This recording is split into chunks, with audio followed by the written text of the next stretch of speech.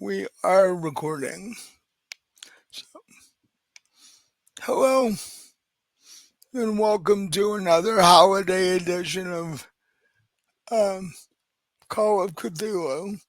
This is the 4th of July holiday edition, even though we're a couple days past that. I'm Mike, I'll be your lore keeper for the evening. And I'm here with Robin, uh, who's once again consented to let me kill her in horrible ways.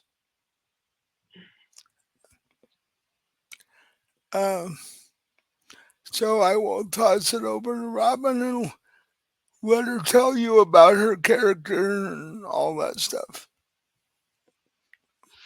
Hi, I'm Robin. I'm playing Ruthie Kyle. She is a children's book author and illustrator.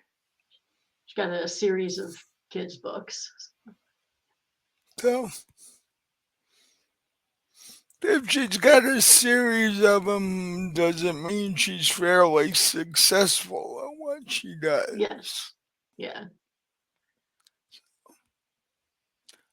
Um, all right. As I said, this at least starts on 4th of July. Um,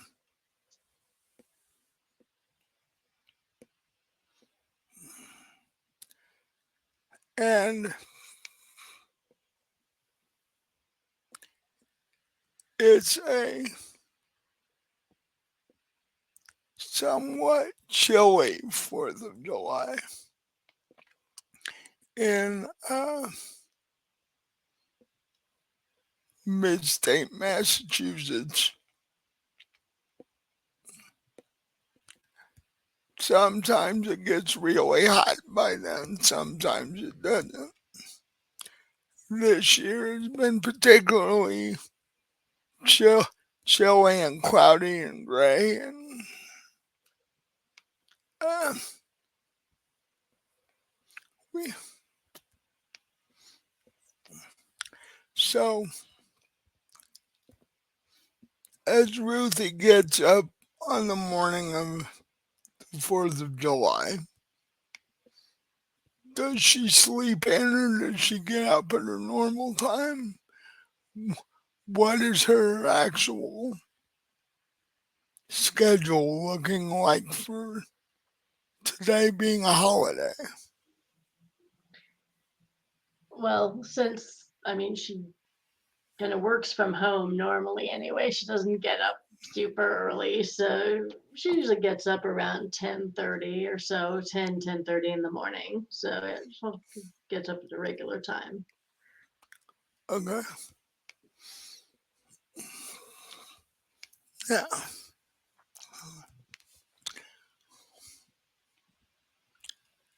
Ruthie's boy boyfriend, fiance Gerald,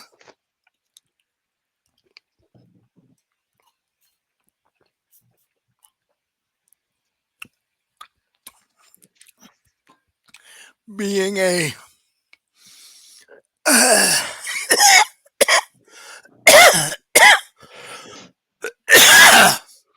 fairly recently new addition to the police force, he gets all the crap jobs. He has to work on holidays and such like that. Oh yeah, and with the Fourth of July, I'm sure there's gonna be a lot of a lot of drunk people doing stupid shit that he has to clean up after. So And all of the cops that have any amount of time on the job have figured out how to um, come come up with excuses to stay home on holidays. So all the rookie cops are the ones that get slammed with it. But it is holiday pay, so it's not quite as bad. So when Ruthie gets up around 10, um,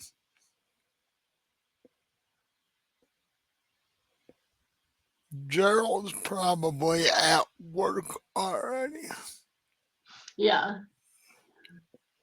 So, um, with the two of you not living together, Yeah, he'd really like us to, but I'm hanging on to my house for now.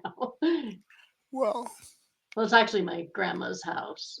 Yeah, she raised me, so. so on a given day, how often do you guys communicate with each other? Oh, we talk every day. Is it usually like after he gets back from work?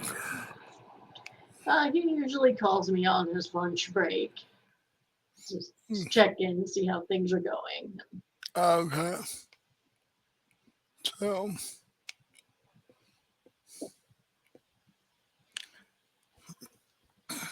so you get up and make yourself something to eat, mm, take a shower, and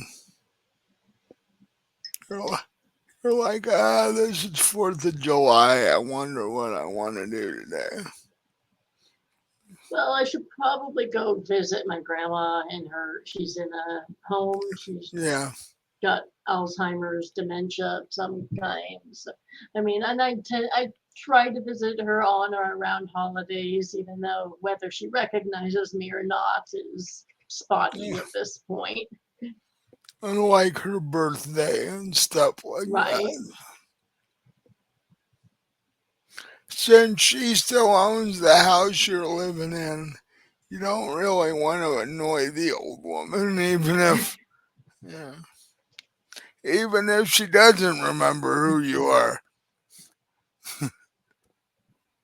So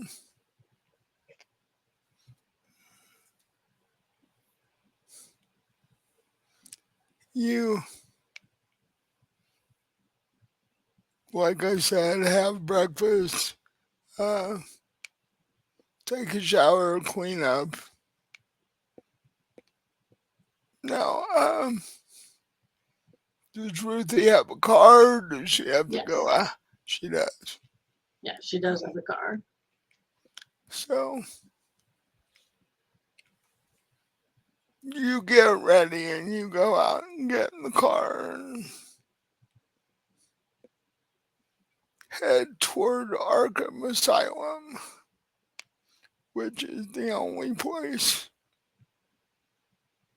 in the area for people like your grandmother.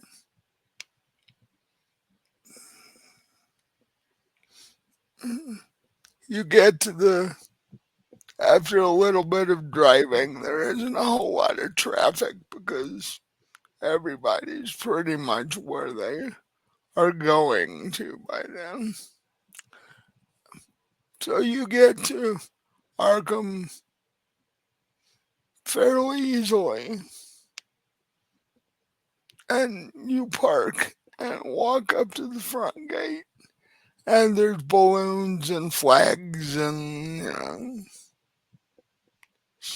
strange looking guy that's supposedly um, Uncle Sam wandering around. This is the extent of their 4th of July Oh, I celebration. was going to say, is he an inmate there or a patient rather? No, he wasn't going in. He might be by the time he leaves there, especially if he eats food while he's there. You never know. And they did say the last time they got a hold of you that they were going to have a special 4th of July menu as part of their celebration. So,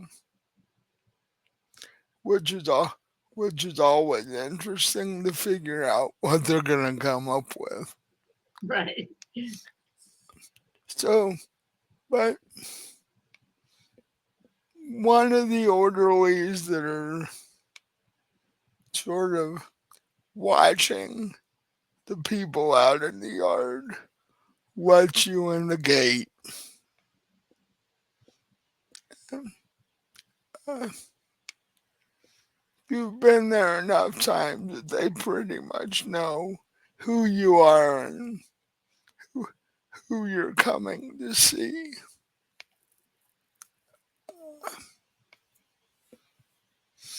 So, um,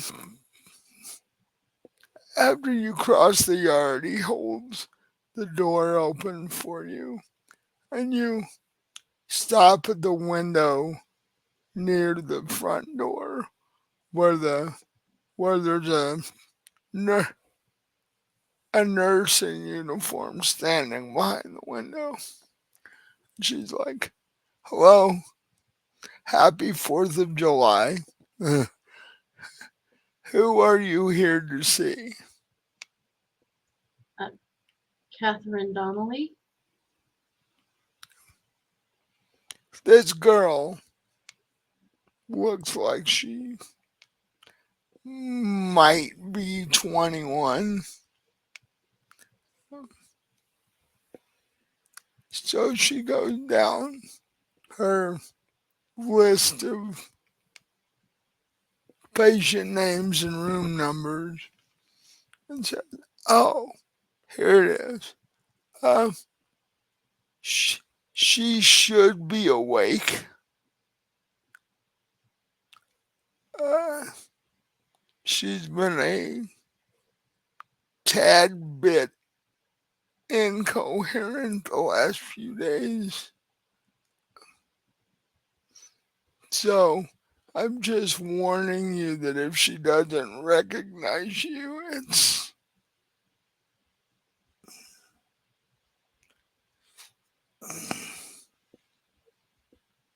it's kind of rough for her to recognize anybody at this point." Yeah, sometimes she does, more often she doesn't.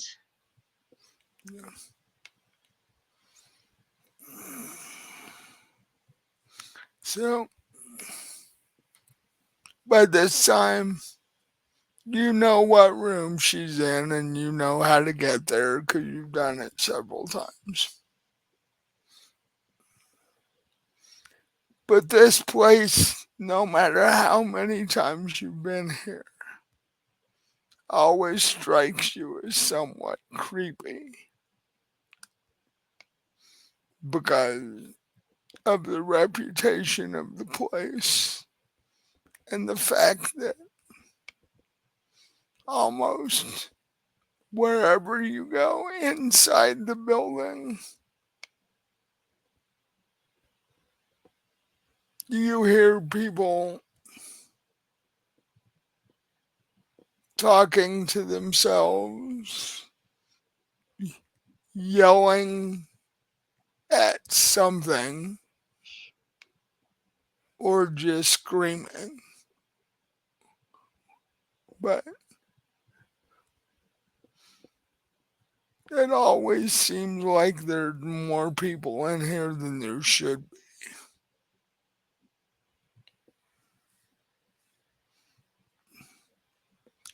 But you make it to her door. Do you bother to knock or do you just go in? I'll knock a couple of times and then I'll open the door just to let her know that somebody's coming in.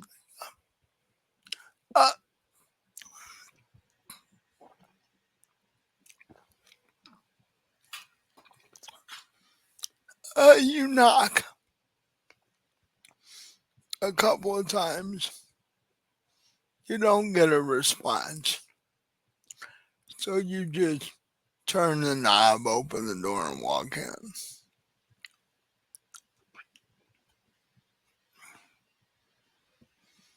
As you do that,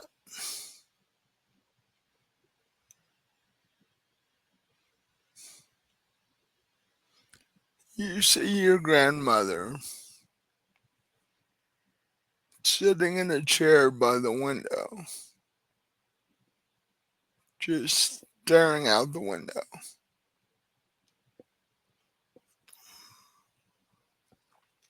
As you come, as you cross the room near the window, it doesn't even look like she notices there's anybody in the room. Because at least it looks like she's busy watching the people out in the yard. Because some are playing croquet. There's a couple of people trying to fly kites, but the weather's not cooperating. Uh, and there's just people randomly, aimlessly milling around in the yard. Because what else are you going to do in here? Right. So, uh, so what do you do? I guess I'll go right up to her and kind of take her hand and be like, "Hey, Grandma, it's me, Ruthie."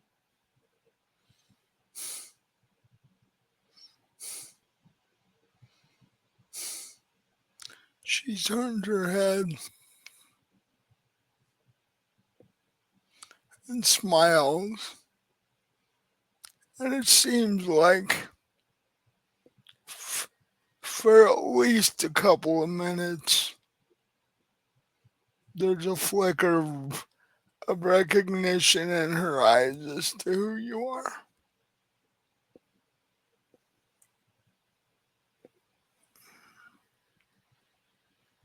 And she turns and says,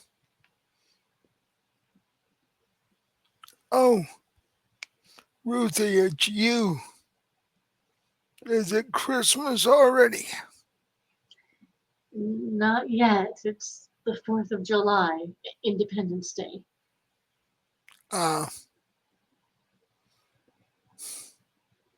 yeah, because Christmas, there wouldn't be people wandering around outside, I guess. No, it'd probably be snowing. Uh,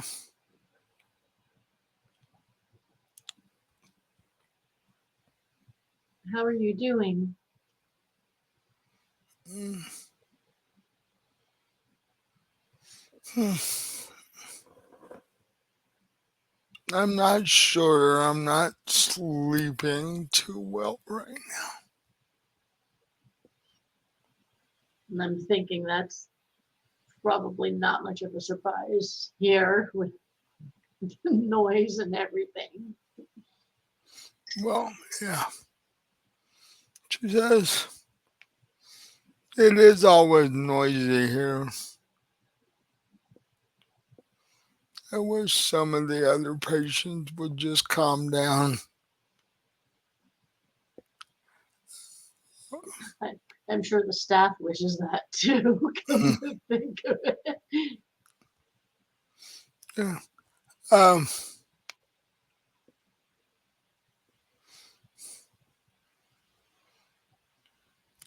I keep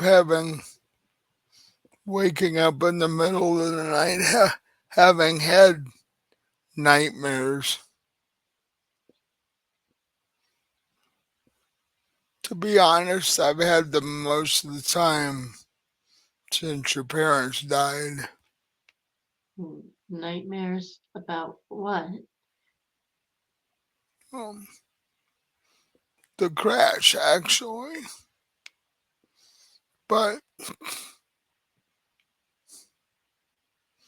there's an odd side note to them. because after the I lived through the crash sequence over again, which is stressful enough. I hear this voice and it asks me if I've retrieved the crystal. Crystal, do you know what it's talking about? I How have no, weird. I have no idea, but this has been happening on a nightly basis for the last week. Hmm. Have you talked to any of the doctors about it? I've mentioned it in my private therapy sessions, but they're as clueless as I am. They're like, well, maybe it's lack of sleep, maybe it's reaction to the drugs we give you, and like they're guessing.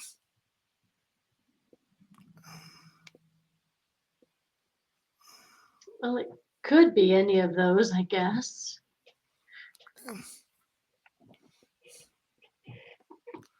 Except uh, when whatever it is asks me if I found the crystal, it feels wrong. Feels like there's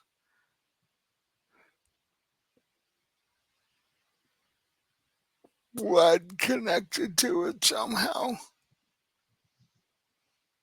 I To initially, I to the initially, crystal? I initially thought it was my brain adding it as a part of the car accident, but it's a singular thing.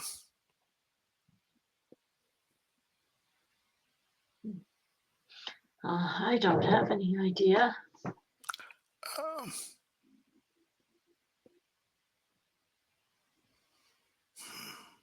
And to myself, I'm kind of wondering if it's as simple as if this whole thing is a part of her dementia.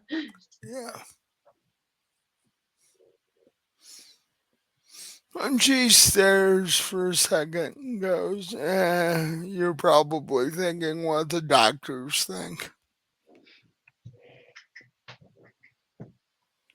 You're probably thinking that I'm just an old lady that's getting worse brain wise and they don't have to do anything because I won't be around that much longer. So, yeah, they sort of let me talk about it and blow it off after that because they have no idea what it is either. Just a old lady with dementia having nightmares. So,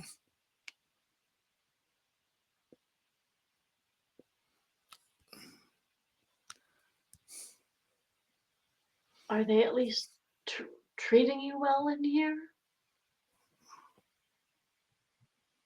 I would say that they're treating me about as well as they treat anybody in here. I wouldn't, sign up for a tour or anything if I were you. But they're not abusing you in any way, right? No, Good. unless you classify the food. Well, But that could probably be said for any hospital. yes, true. I wouldn't advise you to have lunch here if I were you.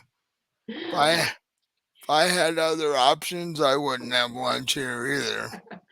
I will skip that then. Mm.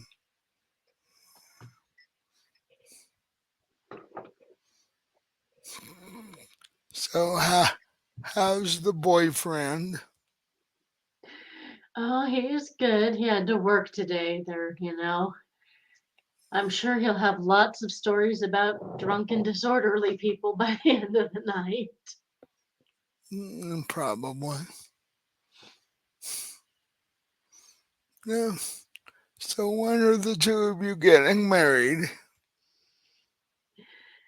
Uh, our date's set for November, so a few more months. Because before I either leave this world or forget it completely, I've got to have at least one grandkid. Come on.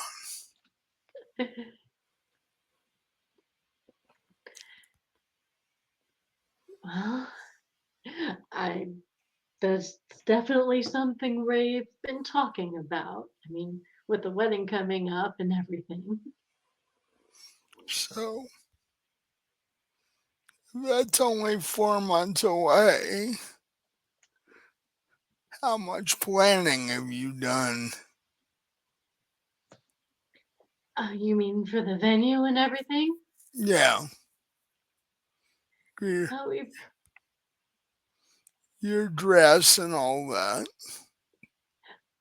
Yeah, I've got that pretty much settled. We're still trying to figure out whether we want a huge wedding or just a smaller kind of thing with just, close family and friends.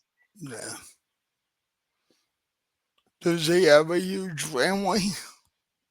He's got a pretty big family. He's actually number three of five siblings, so he's got two older sisters and actually two younger sisters too. He's the Well, only guy, only male in the family.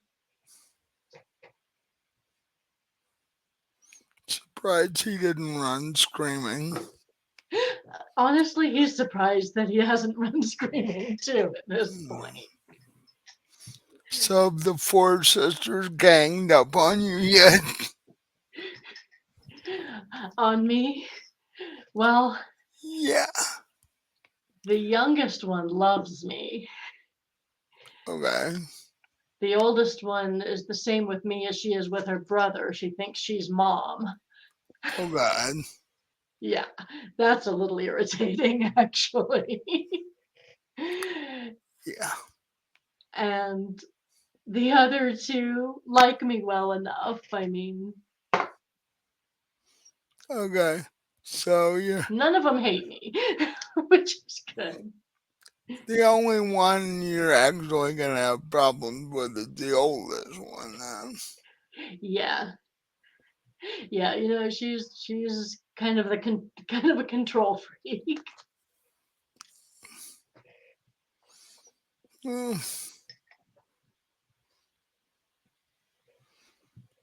Well, I know you already said you have your dress handled,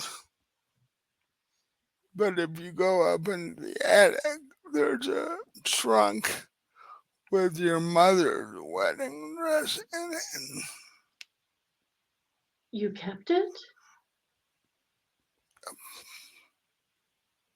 Oh, well, I'll have to go check it out and see if it fits at Yeah. least. Well, see, that's what I wasn't sure. Having been in the trunk for all those years, I'm not sure whether it fits you or not. Right. Yeah, I'll go check that out. Is the trunk under a lot of stuff up there? Is it easy to No, find? it's pretty much in the center of the room. Uh,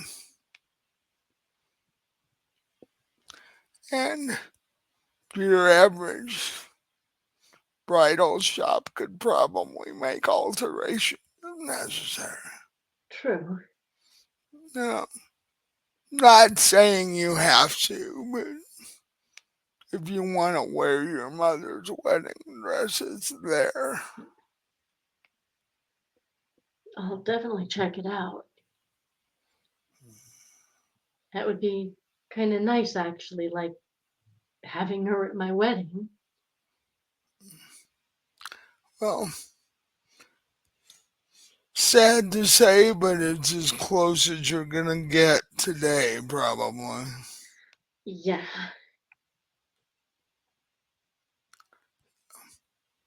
How's the writing going? Oh, that's actually going great. Well, that's good to hear. At least you'll have, at least you got your own income if something goes screwy.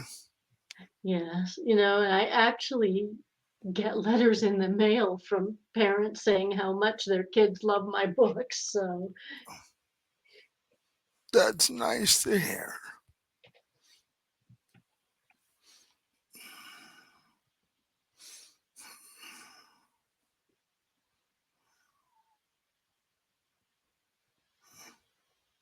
It, it may sound strange, but I wonder if you could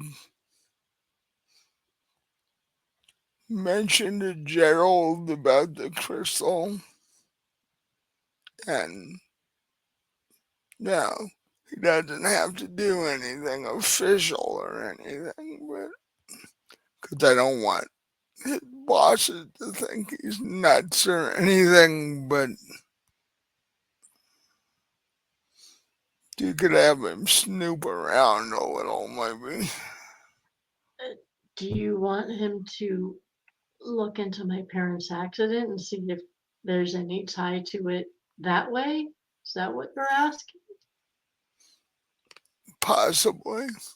Since since it always happens at the end of the nightmare about your parents' accident, part of me is thinking that it does have something to do with it. Well, it kind of sounds like it. That at least would be a good place to start. Yeah, I could mention it to him. And I mean, I don't tell her this, but every time I see her, I tell him about her and what we talked about anyway. So, Okay.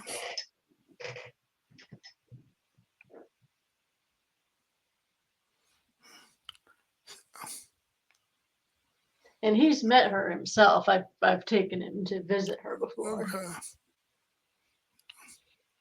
Well, uh, I don't know if anything will come of it, but you know, tell tell him not to knock himself out, but whenever he's got some free time. Right.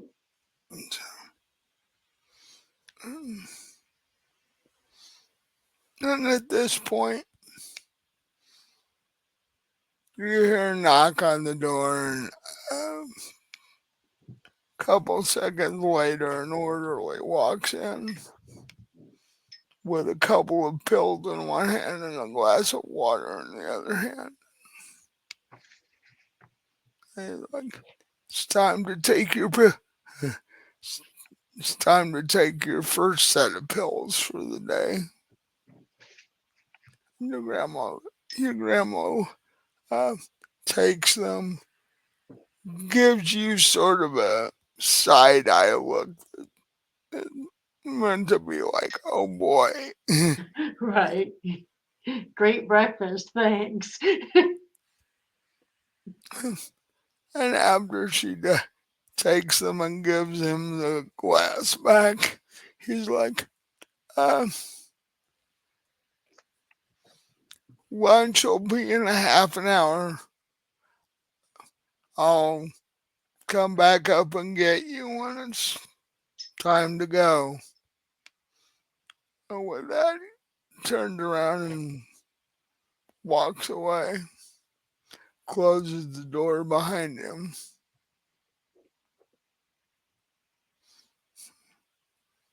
When your grandmother is sure that he's far enough away that he can't hear, goes, and that's one of the friendlier people around here.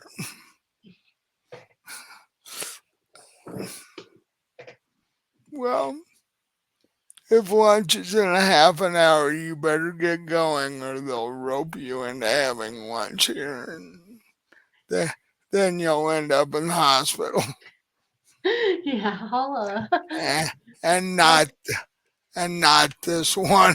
yeah, I'll go grab lunch somewhere else, I think. Yeah.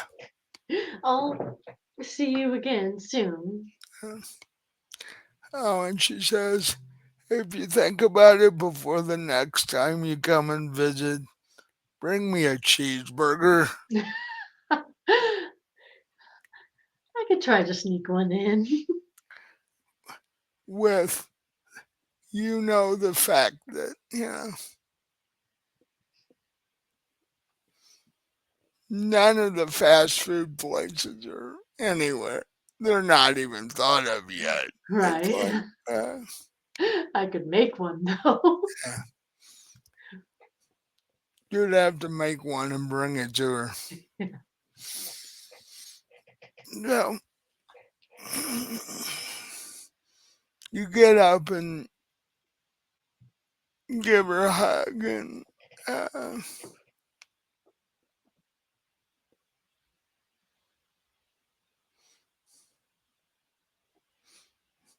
turn, uh, turn to head out the door. And you look back at your grandmother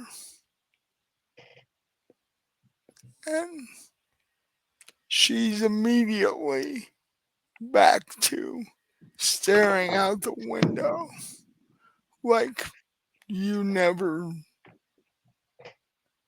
just exactly like she was before when you got here. It's almost like there was a bubble of being coherent while you were there, but now she's back to whatever state she was in before you got Right. here. And you walk back down the hall. You say goodbye to the 20-something nurse that's in her little window cubby, and you step out the door, walk across the yard. Although you are politely accosted a couple of times by uh, patients wishing you a happy 4th of July, or one of them tries to grab your hand and dance with you in the yard. It's, but you are able to politely avoid that, and you get to the gate and then back to the car. So now that you're back to the relative safety of your own vehicle, what what is Ruthie thinking about doing? Well, first thing I want to do is go home and see if my mom's dress fits. Uh, Because when I said I had my dress, I meant I actually had the designs for it. My friend's going to make it for me. So if this fits, I need to call her and see if we can have lunch and let her know that, if she doesn't need to. right, So I'd like to see if it fits because I really do like the idea of wearing my mother's wedding dress. Because, like I said, she died when I was 10. Both of my parents did. So it'd be kind of right, like having her at my wedding. right.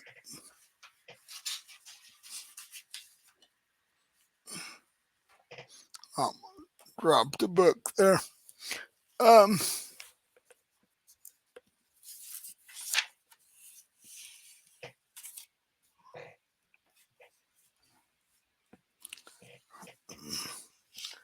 so you get back to your. Um, in fact, you get back to your house fairly easily. There's, like I said, there's no real traffic.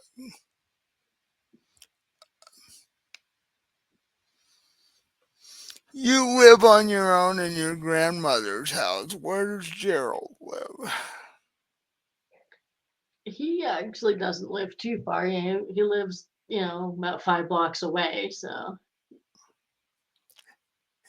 He live he live in his own place. yeah, he has his own place. That, that's why he's been bugging you to move in, or does Hmm. he does he want to move into your grandma's place with No, he wants me to move into his place because he's the guy and all. you? One of the other difficulties with that, as you're thinking about it as you're driving, is if you moved in with him, you'd have to do something with your grandma's house. Right. He wants me to sell it, but I can't do that while she's still alive. No, because you don't own the house. Exactly. You, So, I mean, I am in her will, and the house is going to be left to me, but as it is, she owns it. So, right, and his philosophy is, oh well, has dementia anyway. She probably won't even know if you forge something and sell the house. And this is coming from a cop, right? right. But I'm not going to do Uh-huh. And so you get back home, you park the car in the garage, and you head into the living room.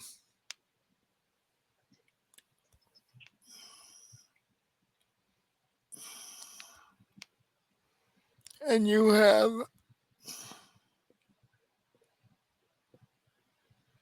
you realize that you have serious mixed emotions because while you would like to wear your mother's dress to the wedding, one, just thinking about that brings up everything from the, the car accident, and also there's a part of you that is just not sure if you want to go through marrying Gerald because while you're doing what a lot of women did back then and married for convenience and uh, it looks right and all that, your heart's not there. that.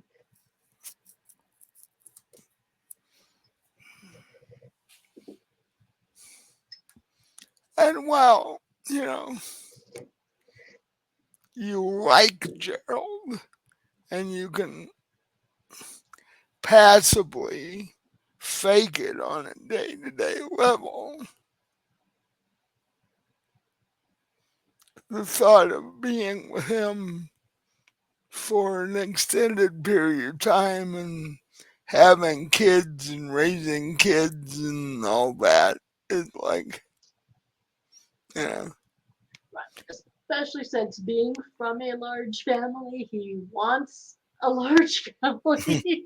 So, so, and on top of everything else, the thought of having 8 kids oh pop God, pops into your head and you're I might have to try to talk him out of that one. like yes, you write children's books, but that doesn't mean you want 8 kids. Right.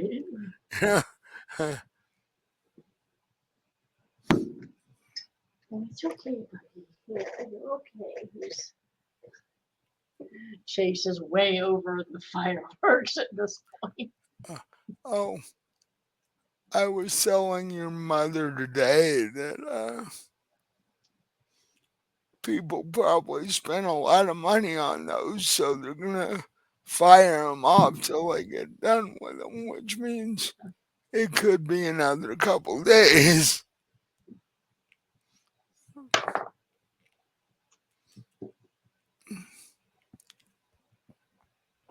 So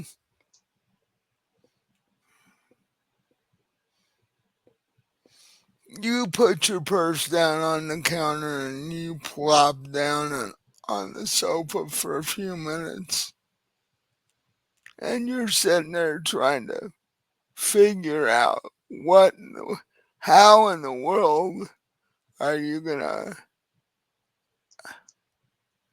navigate the bit of mess you got yourself into with Gerald.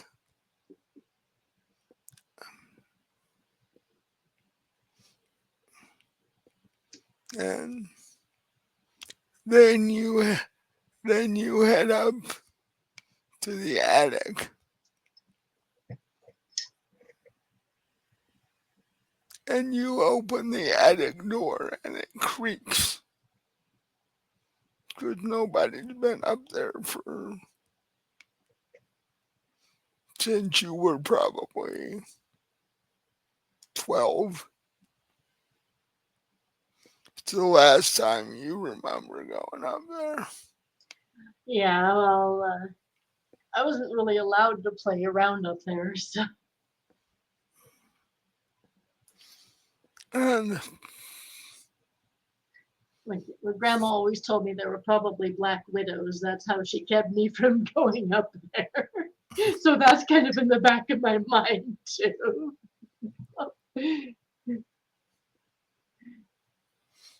and you you think that just as you reach up and turn on the rickety light bulb that's hanging there. And every time you do this, you tell yourself that you're going to get a different light fixture for this so that you don't end up turning it on and the light bulb falling out and, setting the house on fire and all that. But it barely gives you enough light to see all the things that have been crammed in the attic over your lifetime and then some. Because your mother, your grandmother never throws out anything. Like, if she doesn't need it, it goes up into the attic because she figured at some point she'll need it. And then she'll have to go digging through everything. Um, but amidst the extra blankets and sheets and stuff that you keep for company that may or may not ever show up, you see an old wooden chest with what looks like iron hinges.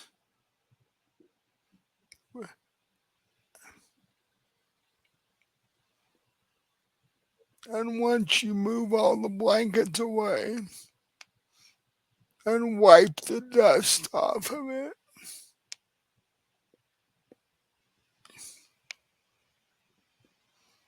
you notice that this chest had your mother's name carved into it.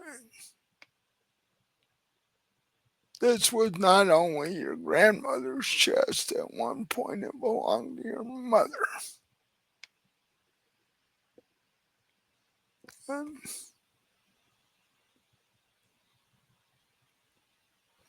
um,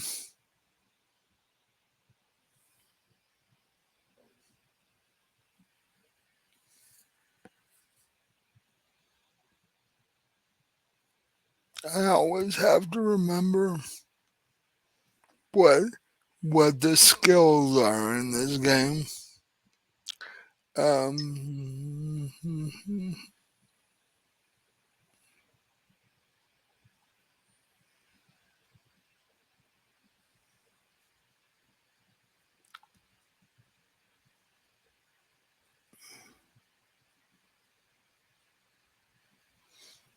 uh,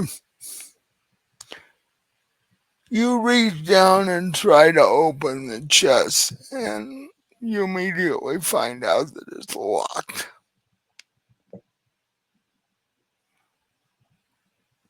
So, give me an investigation roll. Yeah, you mean spot hidden? Yeah. Okay. Yeah, that's the closest to investigation. To see if you can uh, find the key to the lock. No, I cannot because I got 95 out of 60. You almost botched that one. Oh, a little bit higher than you to botch that one. And that's the easy roll. Should I roll again to see if I keep looking?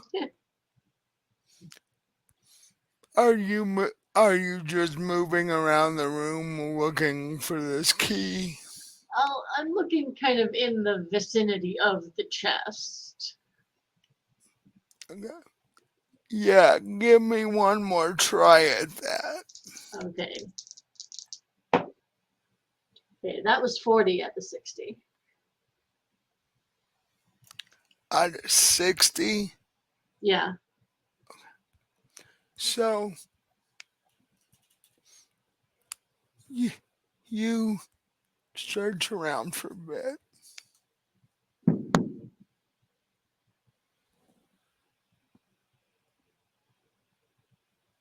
And you notice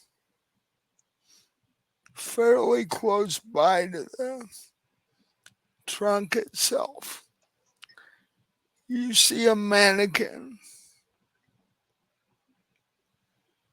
with a flowered dress on it. It looks like something your grandmother would have worn.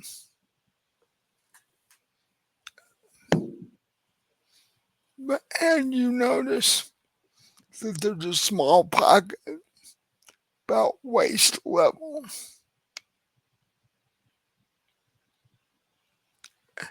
And you reach in, and there's a key there, which tells you that your grandmother was probably the last person to open this chest.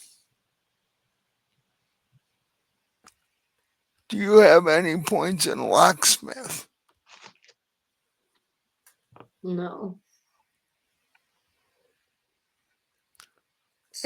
What is the basic number in that? 1%.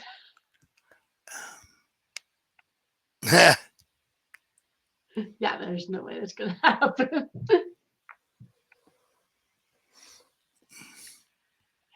So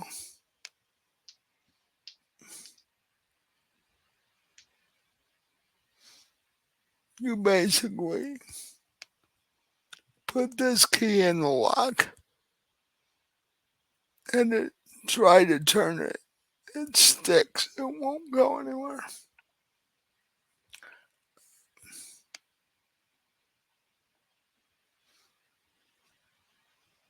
Give me a dex roll to see if you can get it to.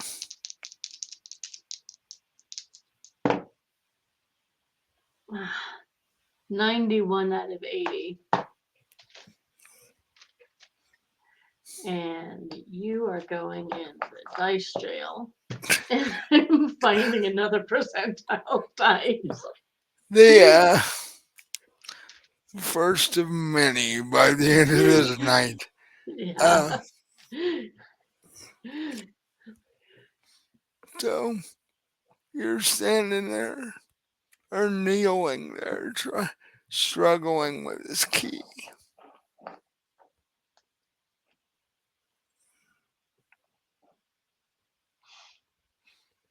And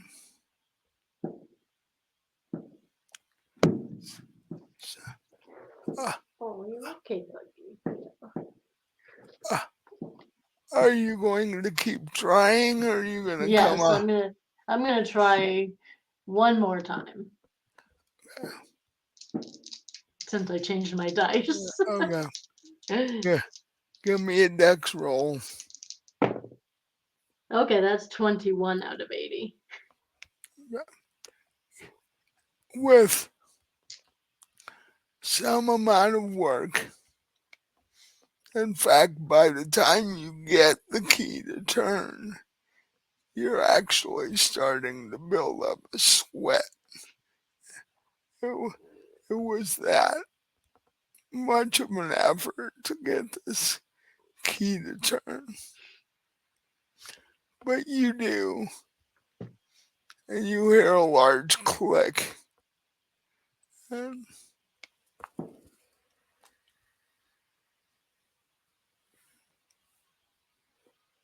you open the trunk.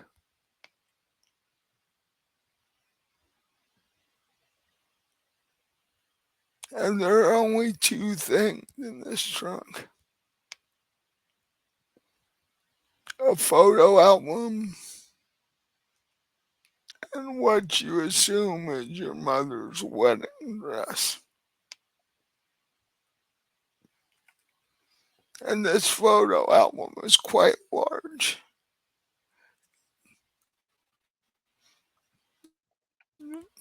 Seems to be where your grandmother and probably your mother too kept all the family pictures.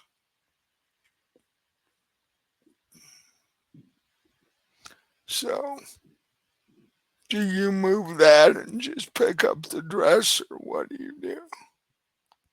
I'll take them both back downstairs. Okay. Do you bother to lock the chest back up, or do you just leave it open, thinking it's too hard to fuss with, and I'll close it when I'm done, or what? I'll close the lid, but I'm not gonna bother locking it because at this point it's empty anyway. So I'm just gonna close the lid. And I'll put the key back in the dress pocket where so because I'll remember that it's Yeah. there. So you very gently pick up the folded dress and the aging yellow, the aging photo album with its yellowing pages. You head back down to the living room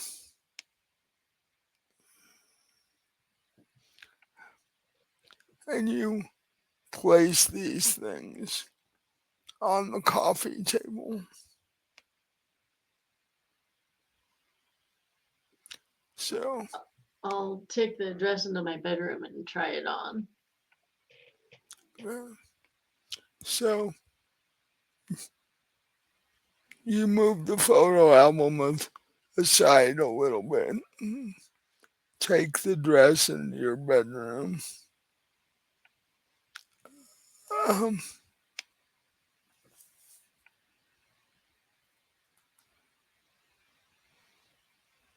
you unfold it and look at it. There are, for a dress that is as old as this one and as delicate as this one, there are some small repairs would need to be made before you could actually wear it in a wedding. But you could probably get your friend to do that. It'd be a whole lot easier for her than making an entire dress. Right. Um, so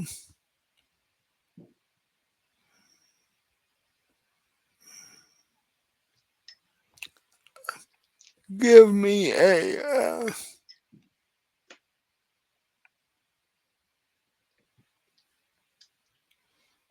dex and appearance roll. Okay, so roll dex and then roll appearance.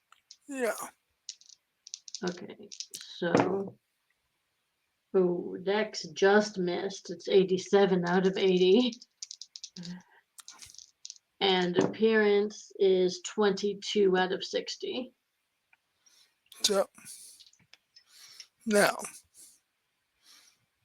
on the dex roll you have two options. You can either push a roll, which means you can try to roll it again, but if you fail again, the consequences will be worse. Okay, Or you can spend 7 of your luck points if you gave yourself luck yeah. to to go ahead and succeed on your dex part of your roll. I think I'll risk it and try to push it. Okay. Okay, come on. I love you, dice. You're nice dice. You really are. And it worked. 4 out of 80. Okay. So with some careful work, being mindful of the not to make the Rip the seams or right, something. not to make the things that need fixed even worse, you are able to fit in that dress. And it fits you pretty well, actually. The, when you take this to your friend, there won't be a whole lot of alteration she needs to make. So you stand, so you walk in front of your full length mirror in this dress. What is going through Ruthie's head? Well, for one thing, the first thing that strikes me is that it fits, so I must be now about the same size my mom was when Yeah, she got married. yeah, Like I said, that my parents died when I was 10, so at this point, of course, I remember them, but it's, how I'm 25 and, right. it begins to slip a little bit, so. Like, I can still remember what they look like, but it's not as sharp, you know? By now, you'll be missing some of the smaller details and stuff. Right. So, it's like,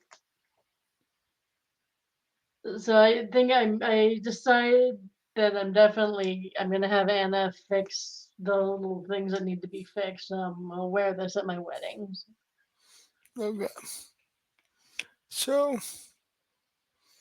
after staring at yourself in the mirror for a few minutes, you decide to take it off and fold it back up so it doesn't get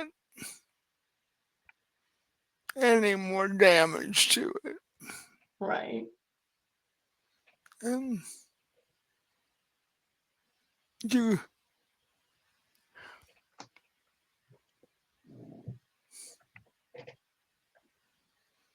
But as you're getting redressed into your normal clothes,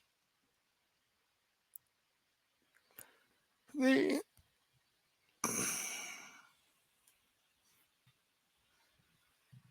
nagging question of today persists. In the back of your head, you're going,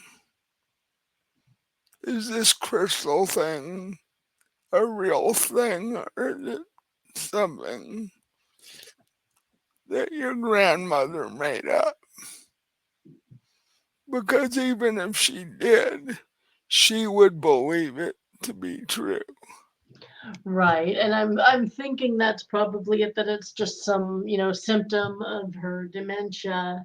Because for one thing, she never mentioned it before. Like ever. She never said anything about dreams or crystals or anything. So I'm assuming it's just part of her disease.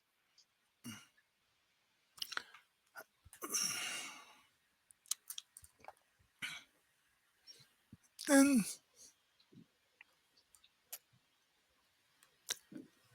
once you've folded the dress back up and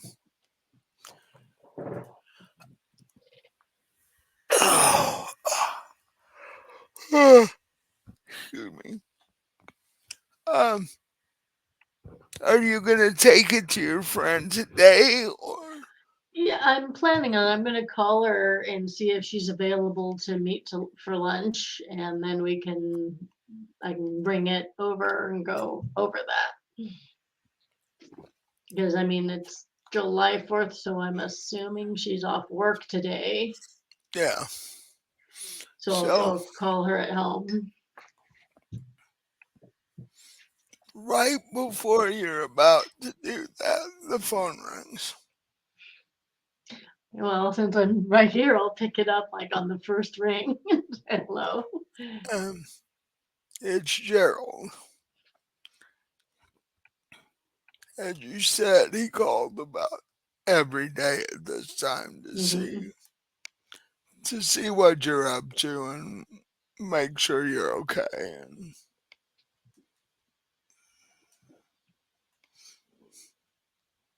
but the one thing that he does every day that is beginning to get really annoying is that he he asks you to move in with him almost on a daily basis. Right. And he tells you how much money you'd save and all this sort of stuff if there wasn't two houses that the two of you had to take care of Right. and all that. Right. Tell him, I've told you before, my hands are tied until grandma's gone. Oh, speaking of her, I went and visited her today. Oh, really? How'd she do? Well, she was actually surprisingly lucid. She knew who I was this time. That's different. Yeah, I wasn't expecting that, so it was a nice surprise. She did say something really weird, though. And what was that? Well, she said she's been having nightmares, which I guess is not that weird considering where she is, but she's been dreaming about my parents' accident. But then she said after that, in the dream, she hears a voice asking her if she's found the crystal yet. And she's thinking that might have something to do with my parents. I mean, honestly, I think it's, just advanced her state. But she specifically asked me to ask you if you could look into what that might mean. Like, if you could find records on my parents' crash and see if there's anything about any kind of crystal. I mean, off the record, of course. I imagine your superiors wouldn't like it if you we're digging around into stuff that, from that long ago, not even in this state, but Well, yeah, being that was 15 years ago, any records, even if you looked into the state where it happened, any records would be in storage. And, right. and I mean, the weird thing is she's never said anything about that to me before, so I'm thinking there's nothing to it, but it did seem to have her a little worried and upset, so well, I'll do what I can uh, in the rare instances that I have free time, but the first thing we would have to figure out is where the accident took place so that you could look in the right place. right. Well, it was in New York. Uh, well, that's a help to a certain extent So because they, not too far away as far as the crow flies. yeah, and New York's a big city. The police would probably keep their records, although digging through the New York City police archives would take you a long time. Uh, Well, especially I would think, regarding car accidents, because I'm sure there's a lot there. well, yeah, although not near as many by 1920 as there would be today Right. for doing that. Um, And well, actually, I do know the exact date of their accident, so that would probably help. yeah, and uh, I, the easiest way that I can handle this is to talk to our records people and have them get a hold of the records people in New York if they have the time. But yeah, any other information you could give would be good. So I tell them the date, and I don't really know the exact time. Well, back in 1920, good luck if you had watches and stuff. So,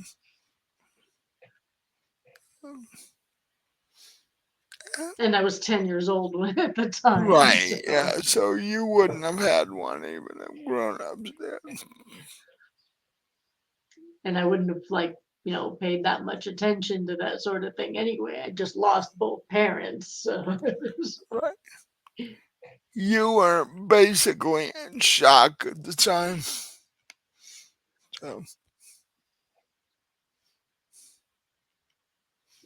he says, well, I'll look into it and see what I can do. Might take me a while though. Okay, no problem. And I don't know what kind of crystal she was talking about. Yeah, that's the that's the really strange part. Like she talking about a piece of jewelry or something. Right, or a crystal vase, Yeah, well, or somebody that's named Crystal. I don't yeah. know. Who knows? The next time you visit her, if she's able to, ask her to give you details on this crystal. If if she has any anyway. I'll try. Yeah, like, she has good days and bad days. Today just happened to be one of the better ones. Yeah. Mm, who knows? She could be making the whole thing up. Yes, like I said, I think she's just losing her faculties. Mm,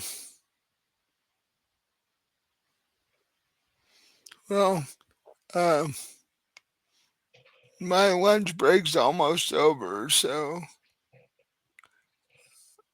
I gotta get going. All right, come by tonight.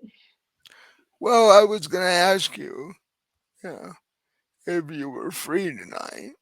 Yeah, Okay, I'll uh, I'll come over for dinner. Uh, you do you have enough in the fridge to make food, or should I pick something up, or like groceries? Or... well, I've got a couple of steaks in the freezer. If you want to pick up some fixings for a salad, you can do that. I don't have, I didn't think about doing that. That would be nice to make a salad to go Well, with them. So if you want to pick up some vegetables and stuff, that would be good. well, there's a little mom and pop local market by the police station. I'll stop in after work and see what they've got. Um, you want to do the steaks, or do you want me to barbecue when I get there? That would be great. We could fire up the grill. Yeah, okay. Well, pull the steaks out so they have some time to thaw out. And Right, I'll do that. Yeah. that's what we'll do tonight then. So, oh, I gotta get going. All right. See you later. Yep, love you. Love you too. And hangs up the phone. And what is going through Ruthie's head about now? That I really hope he did hear the hesitation in my voice when I said love you too.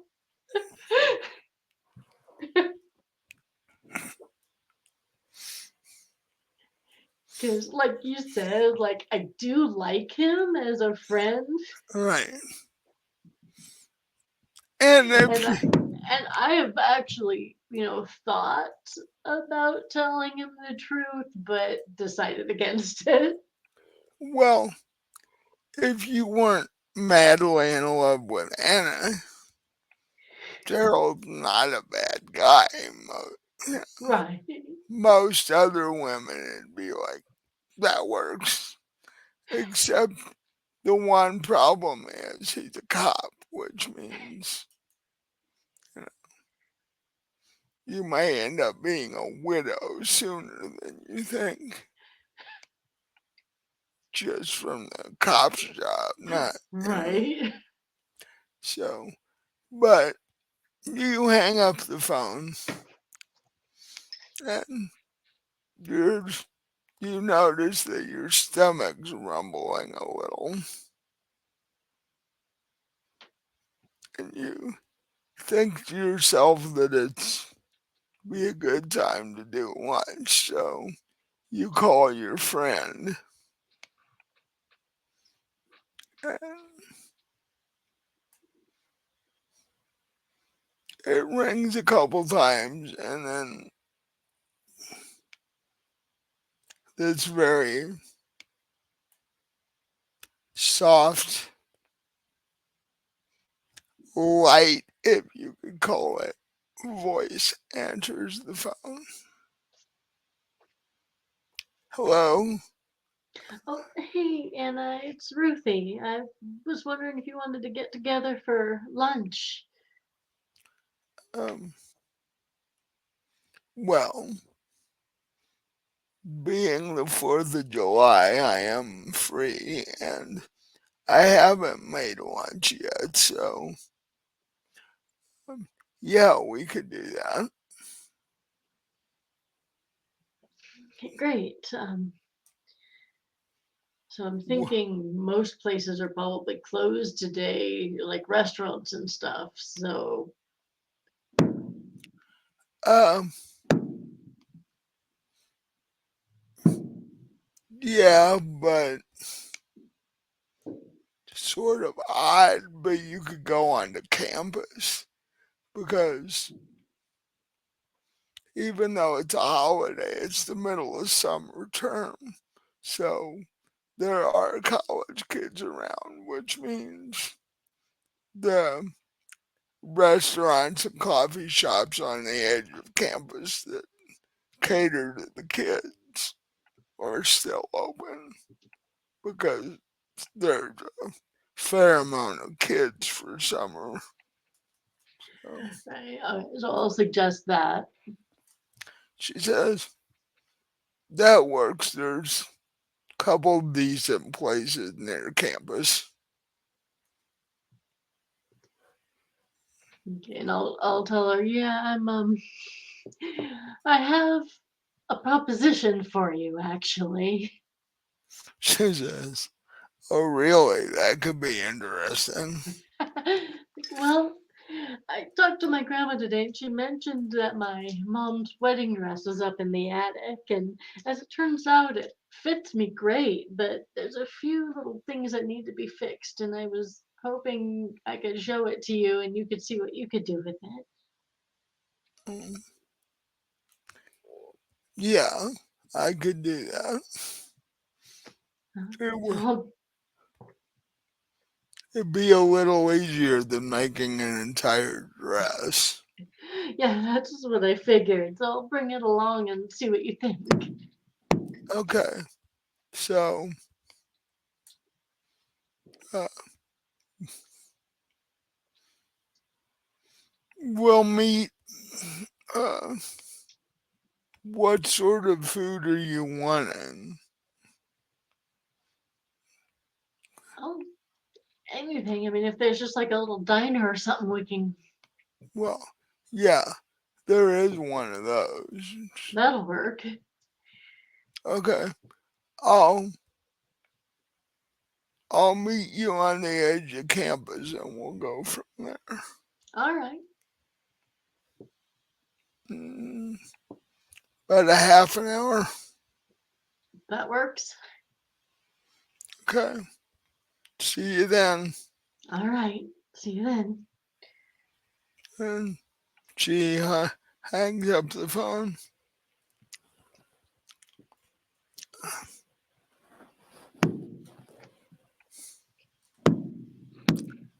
So you gotta, first thing you have to do is figure out a way to get the dress wrapped up so you can get it into the car without doing further damage to it.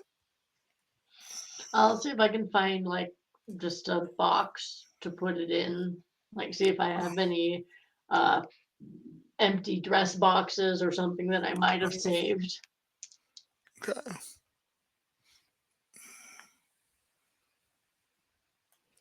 Um,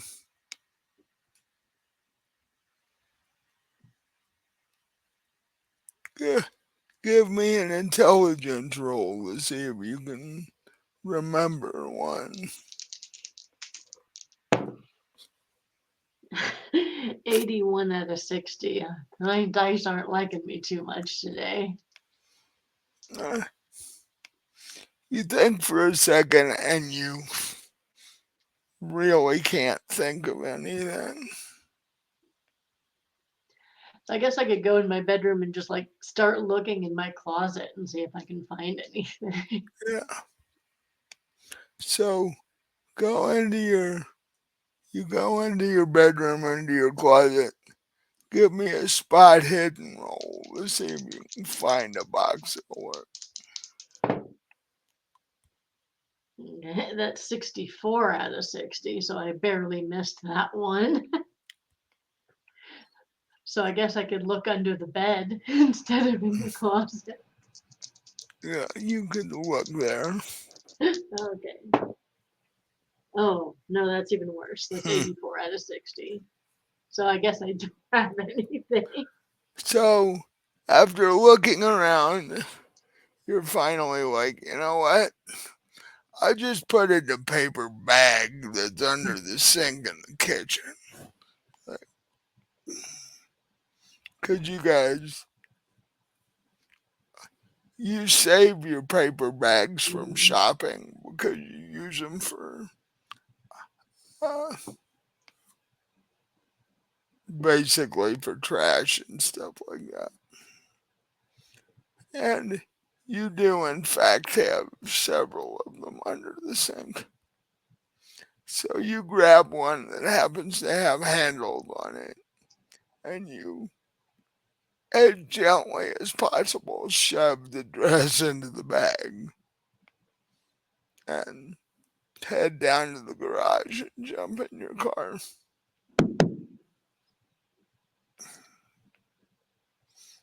It's weird. Something goes off over here.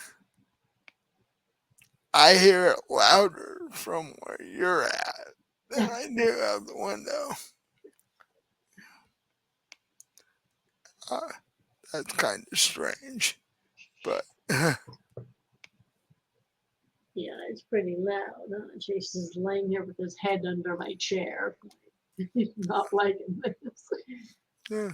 And for those of you who aren't here, uh, we're still under a barrage of artillery fire from 4th of July.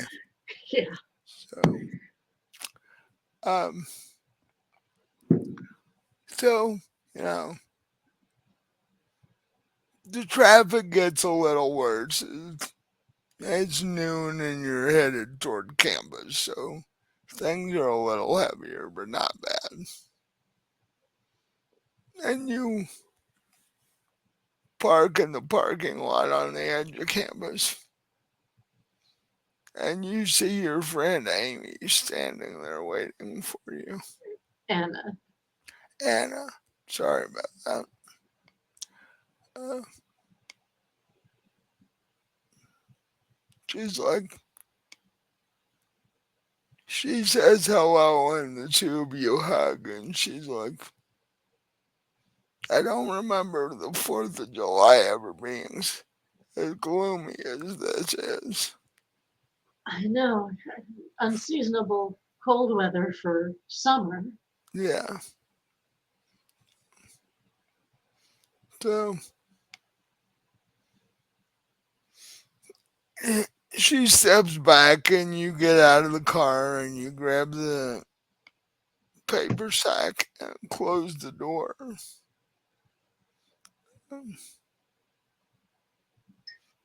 And as the two of you start heading for the uh,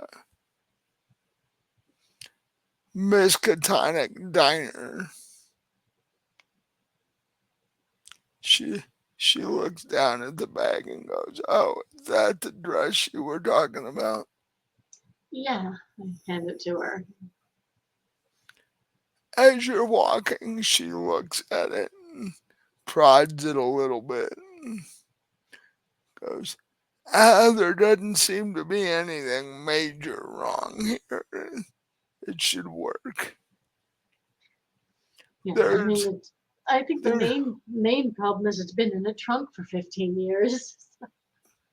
Yeah, that'll do it. There's a couple of small holes in the lace and all that. But Actually, it would have been more like in the trunk for longer than that because my parents have been dead for 15 years, so it would have been yeah, put in the trunk shortly after the wedding. So, right. So it'd be more like 30 years. right. Yeah. I I don't see anything I can't fix.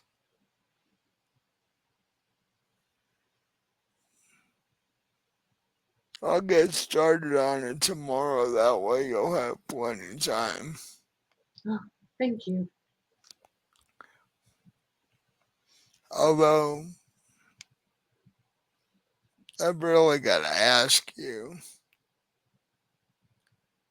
are you really going to marry that guy? Why? What's wrong with him?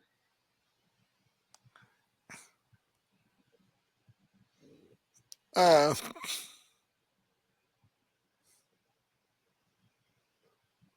he's a nice guy and all that, don't get me wrong, but the two of you don't seem to fit very well. Um, what What do you mean?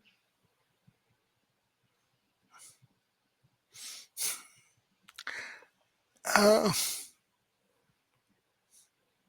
and Anna's come to dinner parties at your house. She's been over many times observing the two of you, and she's like,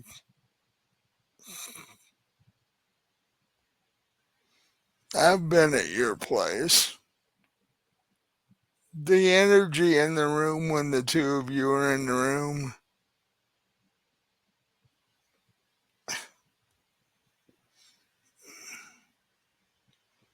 let's put it this way. If I was having trouble sleeping, all I'd have to do is sit down in one of your chairs and watch the two of you. I'd be asleep in a half an hour. You mean we're boring? It two people getting married usually have a little more energy than the two of you. Like Right. you're So you I'll ask her kind of in a roundabout way. So I'll be like, so are you sort of saying that you think maybe one of us is a little more into the marriage than the other? Is that what you're? yeah. Well, I guess that might be true.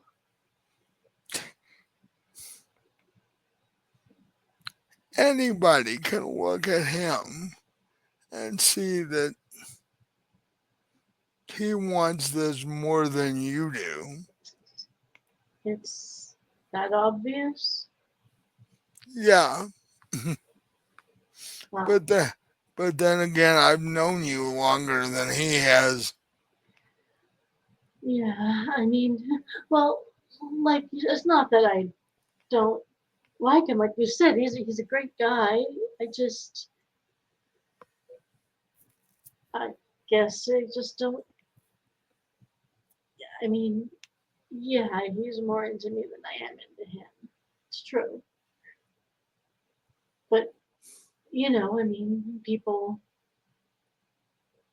women, especially my age, I'm, be 30 in 5 years. So, we get married and we have kids. That's what we're supposed to do, right? And be miserable all your life.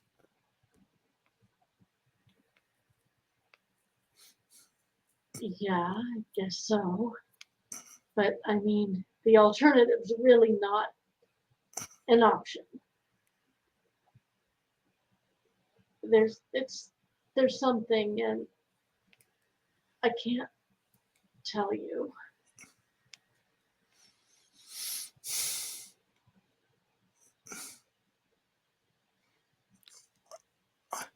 I'm just saying, I don't want to see you in a situation where you're actually praying on a daily basis to end up in a situation like your grandmother did, Oh, no, no, that's where, that is not gonna happen. where you actually look forward to the day where you don't remember anything. Oh, no. Like I said, Gerald's a great guy. If I was going to be with anyone, if I was going to be with any man, it would be him. It is going to be him. And, Well, you know, I guess that's what I need, I guess. well, you know, you notice you don't see a guy hanging around here, do you? Around the diner? No, around me. No. It's because you don't actually need one. Well, that's I, not what I've been told by my grandma. I, I, well, it's not what I was told by my grandma either, but I saw the six uh, boyfriends that my mother ended up having, and finally, Oof. finally decided that that's not what I wanted to do. And how are your parents taking that? Well, my dad disappeared a long time ago, and my mom's on some cruise with I think either boyfriend six or seven. I don't know. Oh. Uh, But I mean, you do date. I've seen you with guys. well, gotta have some fun. Of Doesn't course, mean I don't tell her how like totally jealous I am when I do see her with guys. it's like just because I have fun with them and stuff doesn't mean I'm gonna marry one of them. Well, that's very progressive. But uh my situation I think is a little trickier. Um I mean there's it's not that I don't feel like I need guys, it's just that Gerald's not really the kind of person that appeals to me physically.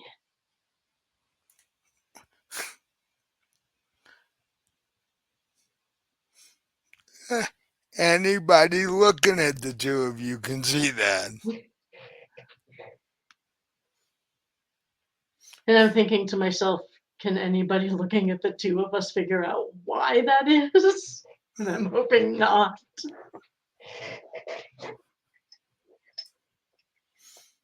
Because Gerald, being new from the police academy, is about your age. You're both about 25.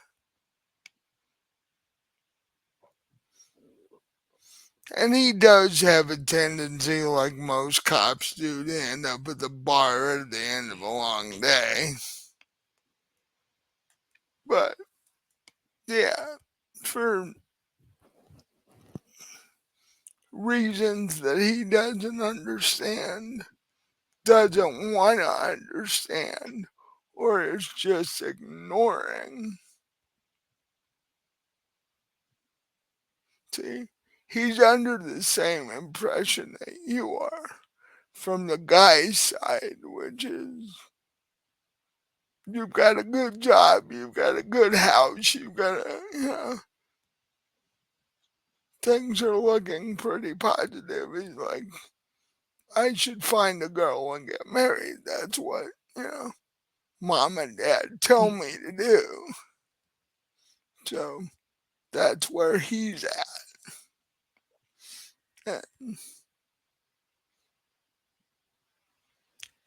How attractive would you say Ruthie is? Uh, she's She's quite pretty in a sort of not real out there way, Yeah. like kind of like the girl next door type.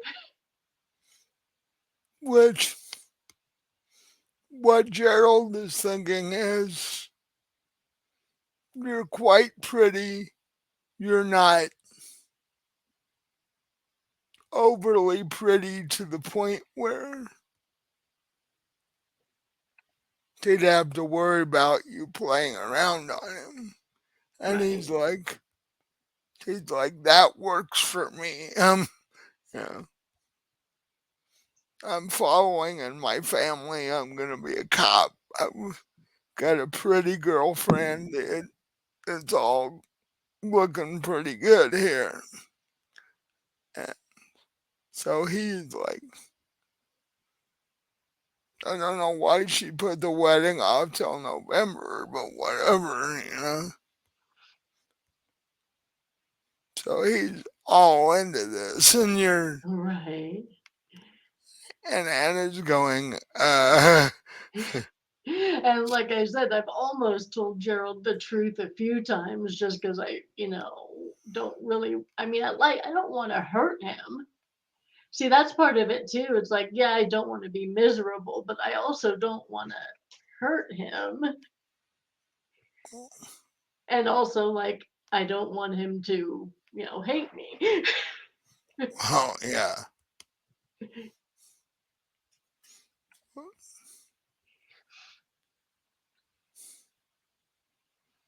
But you guys get to the diner, and yeah, the conversation sort of gets put on hold there. The two of you walk into the diner and are immediately ushered into this line of college kids. And after a little bit, the two of you are up at the counter, and she's like, "You, you know what you want?" And it's Mhm. just standard diner food in the 20s. It's like,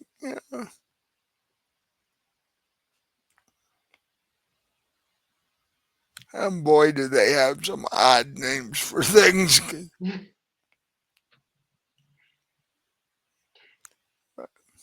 Oh, I'm looking at the tuna melt actually. Uh, uh, chips and a drink with that, or the sandwich. Oh, I'll This have is chips and a drink. Yeah, have a nice tea. Anna orders a roast beef sandwich on rye, which, and chips and a glass of water. And the two of you make it over to a table.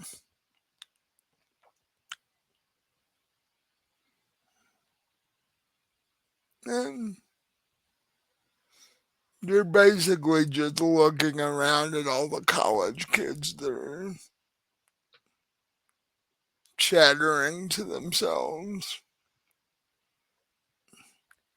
Because it wasn't all that long ago that you would have been in the middle of this. And you know that summer classes are rough and the tests at the end are even worse. So, and you get this somewhat calming feeling that you're not part of this anymore and you don't have to worry about it.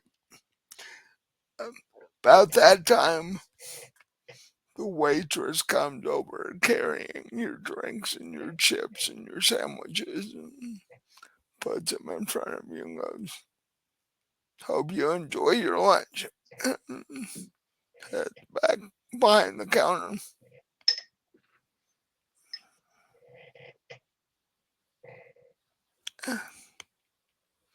And Anna says the one thing that really worries me most of all,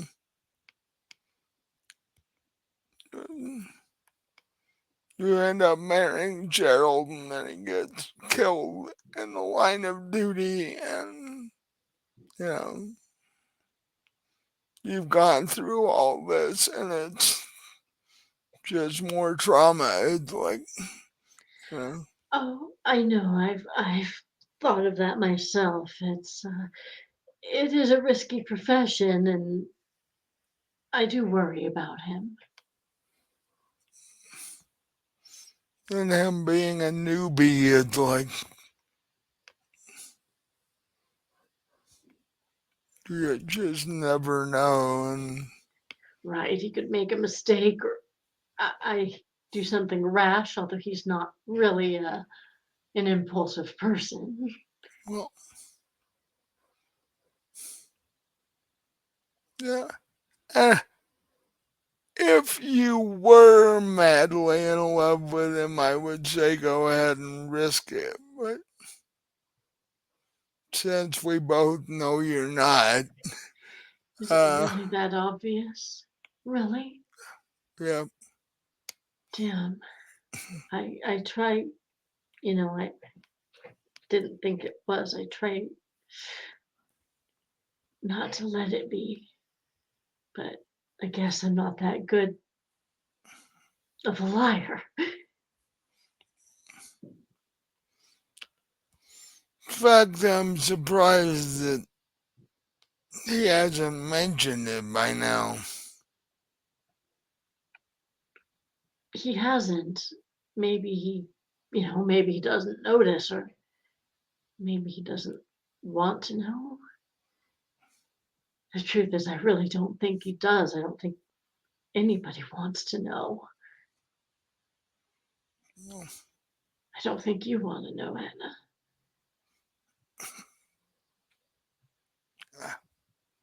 Like I said, I'm doing fine on my own. What other people think doesn't really matter to me. Yeah, but you're not. I mean,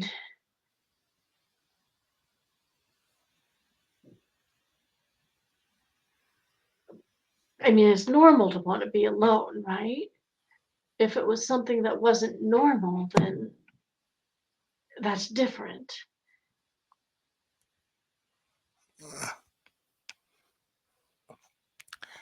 And she looks at you like, okay, you've been giving me weird comments ever since this conversation started. What's going on? It's just there's something I've been wanting to tell. Well, I've been wanting to tell you, wanting to tell somebody for years, but I can't. Why not? Because I know you said it doesn't matter what people think, but Anna, Yeah, I'm not. You're right. I'm not in love with Gerald, but there's somebody I am in love with. okay. Somebody I've been in love with for, you know, a few years now,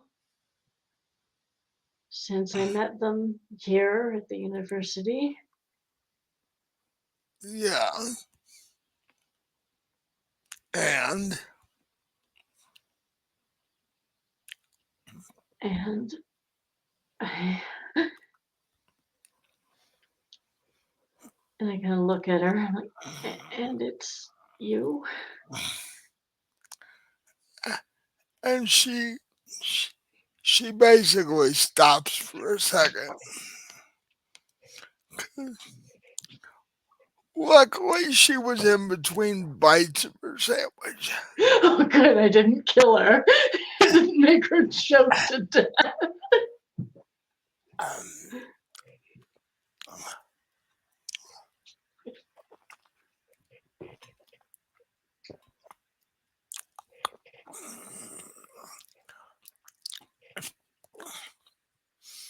and you see her take a couple of deep breaths.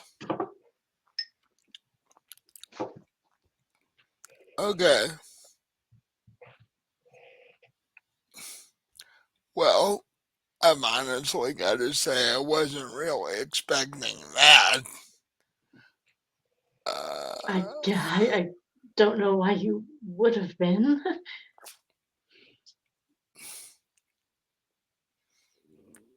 but if you felt that way for that long, I have two questions. One, why didn't you tell me years ago? And two, why did you even ever say yes to him? If you, To answer both questions at once because it's not accepted, it's not right, it's not normal, and he is. I have to, people have to think I'm all right. so, so you'd rather be a widow of a cop than uh, because No, I wouldn't. I'd rather be, but that's not how things work. well, yeah, my parents aren't too thrilled that I'm don't have boyfriends knocking down my doors, but because my mother's constantly wanting a grandkid, and I'm like, you should have had other kids because I'm not having one. She thinks I'll get older and change my mind. Uh, she thinks I'll hit 35 and suddenly need to have a kid. Right.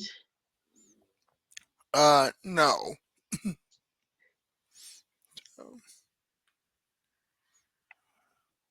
And I mean, why didn't I tell you years ago? I didn't want to lose you as a friend. I didn't want you to be disgusted by me. Well, that would have never happened because No? even though society thinks it's bizarre, there's nothing disgusting about it.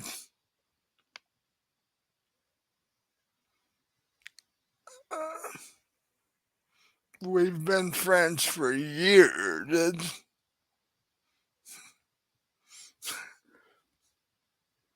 I don't think my first thought would have been how disgusting that is. Yeah.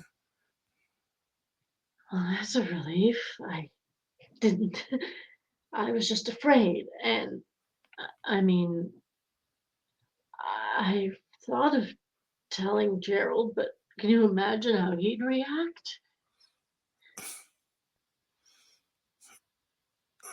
I would imagine he would be quite upset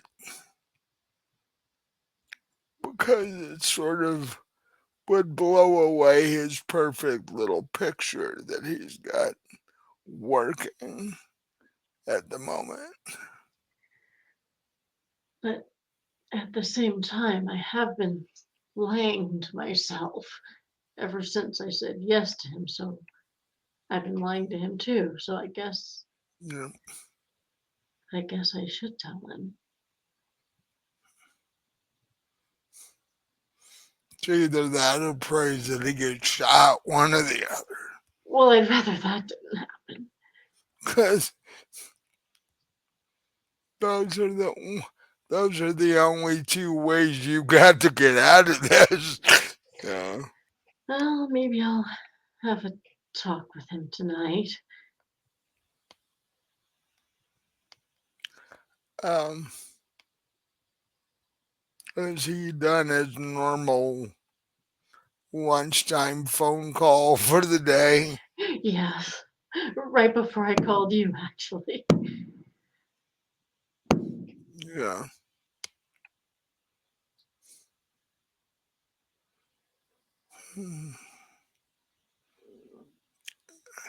And she takes a drink of soda and goes, as far as you and me are concerned, we'll work out something.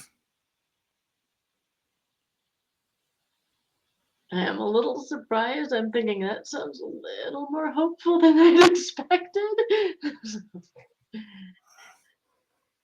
Well, I'm not going to dump you. I, I don't at this second know how we're going to work things out, but I do know that I'm not going to dump you or vanish on you or any of that. Good. Um, I guess you can give my dress back then. I might not be needing it after all. That's true. Mm, And well, I'm thinking to myself, oh boy, dinner's gonna be fun. look at it this way. By November, when you were supposed to get married, your grandmother's probably not going to remember anyway. So, Right. And, I, you're right. I don't want to be miserable for the rest of my life. yeah. And even if I wouldn't, it's not that I would be miserable. I'd still be pretending for the rest of my life. Yeah. Well, you'd be pretending in public. You'd be probably miserable at home most of the time. Yeah. Well, I'd have to, keep up the pretending at home too. Well, yeah. He's already told me he wants a big family like his own. Like, 5, 6 kids. Uh, you're going to have a fun life. That's not something I want. Like, uh, and I imagine if you told him you didn't want 6 kids, you'd probably um there's a possible out for you. If you tell him you don't want 6 kids, he might as well he might just leave anyway. I don't know. Well, I did mention that to him, and his response was that we'd talk about it. So,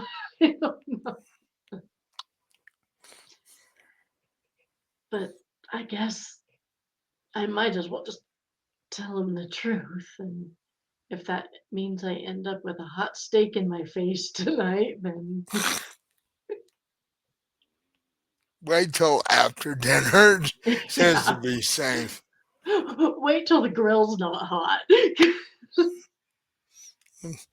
Give him a couple of double bourbons and shit, and then you know, just so he's a little more mellow. And if things go wrong and you need to go somewhere, you know where I live, so it's like, mm, True. but mm, Oh. As she picks up her last potato chip, she's like, "Oh, this has been an interesting lunch." Yeah, I was just prepared to talk about my dress. Well, see, if you don't wear it, I don't know what they're gonna do with it because there won't be any more daughters wearing it. I guess I just keep it. I mean, it's my mom's. Yeah. So, um,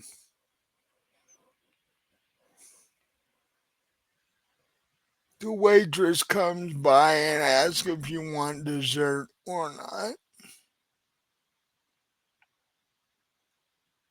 I'm always down for a piece of apple pie and vanilla ice cream. She's like, I can do that. Uh, Anna's like, mm, why not? So the waitress says she'll come back in a second with uh, two two pieces of apple pie a la mode, and she, in between there, she filled up your glasses of whatever you're drinking, and then a few minutes later, she puts the two pieces of pie in front of you, and it's hot, and the ice cream is immediately melting everywhere. Um, hmm. And Anna, you look at her and she's like deep in thought, and she's like, uh, now that we have the Gerald thing somewhat figured out,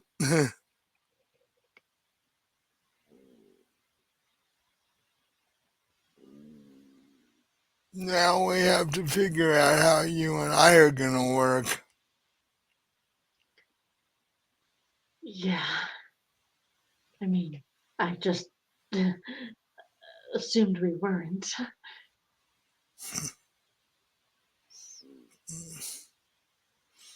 Logical assumption, but you know me, I've always been somewhat different.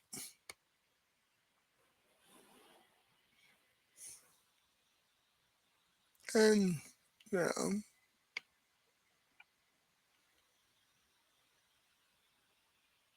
the one difference that gives me a tad bit more leeway than you is that I've dated guys before. I don't mind them.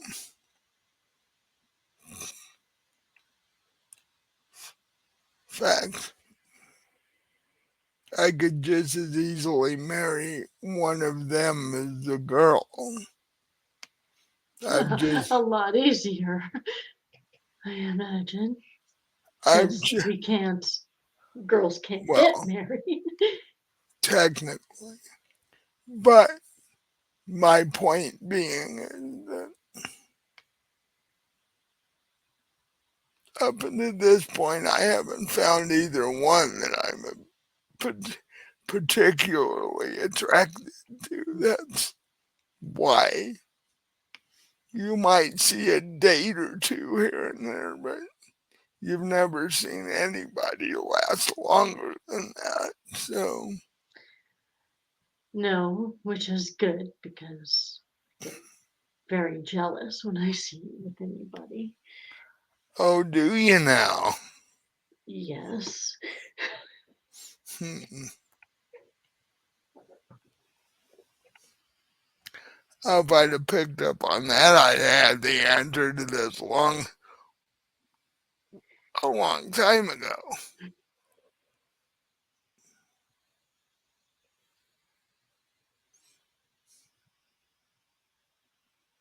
We just have to be really careful.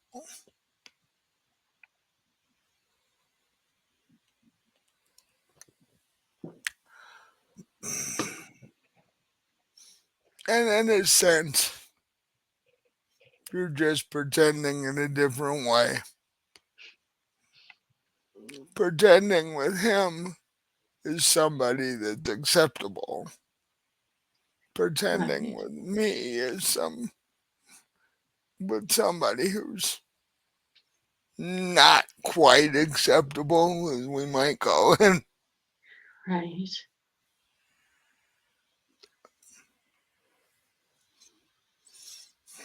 I mean, it's not that I think there's anything wrong with it, it's just that everybody else does. Well, yes. And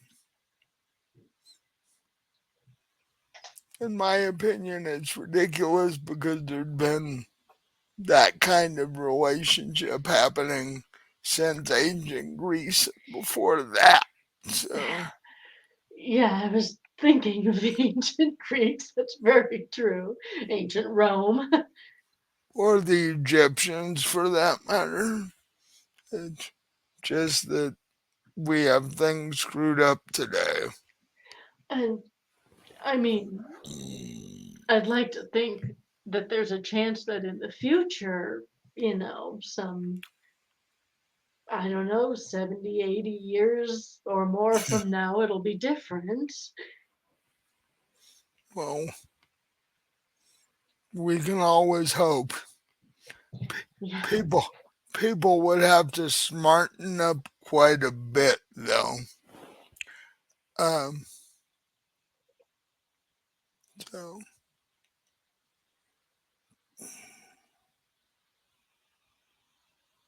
hey, um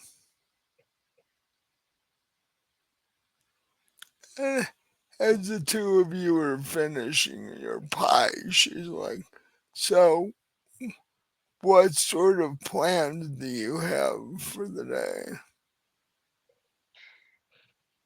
Well, um, I don't really know. I took the steaks out of the freezer before I came over, so they should be nicely thawed by the time Gerald gets home. And we were gonna, have the do the whole Fourth of July thing, throw them on the barbecue, and Uh okay. he's gonna bring home some vegetables. And oh shoot, I should have told him to pick up some beer. Well, maybe he'll think to do that. You could always stop at the store on your way home. Well, that's true. Because he does, Gerald does like his beer. Uh, most guys do. Um And you do know what kind of beer Gerald likes because he always drinks the same thing.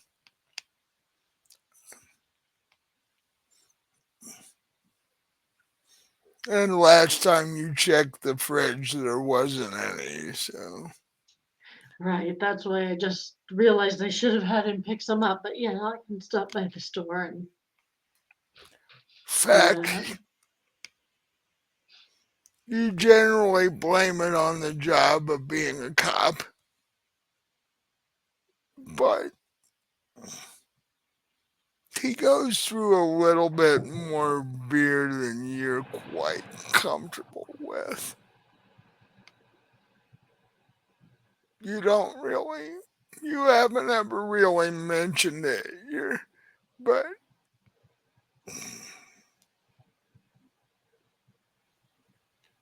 he has been known to put away a few on a weekend. So,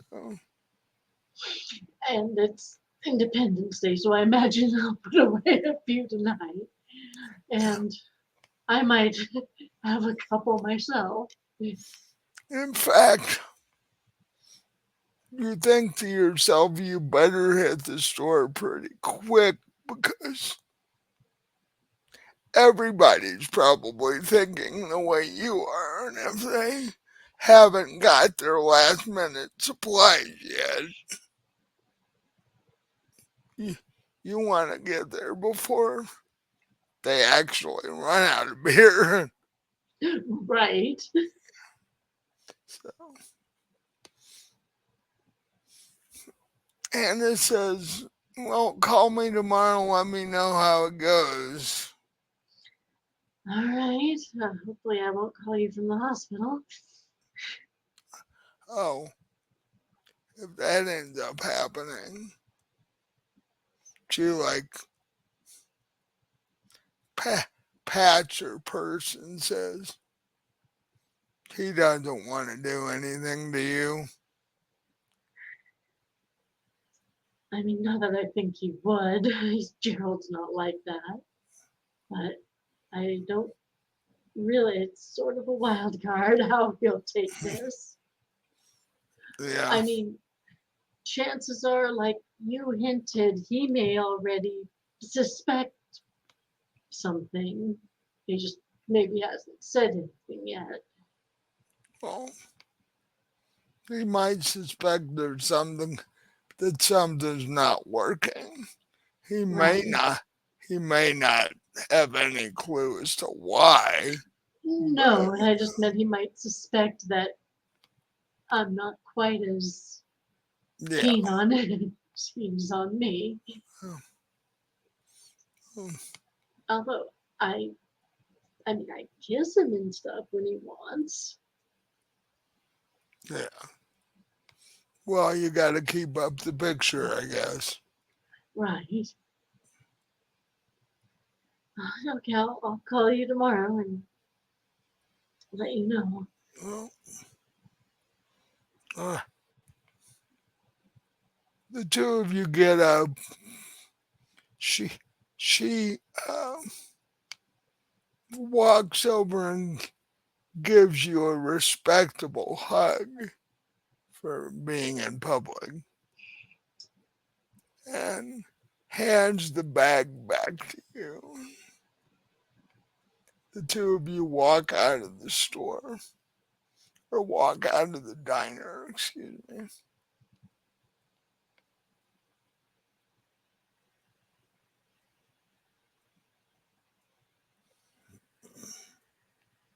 And as you do, as you're walking together to make it to your cars, um,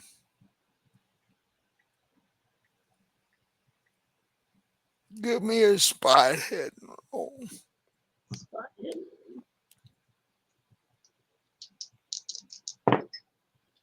88 out of 60. I think this one's going to go into the dice jail too.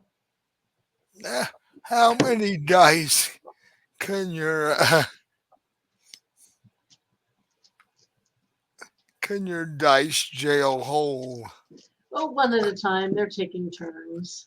Okay, okay, my that's my little um, yeah.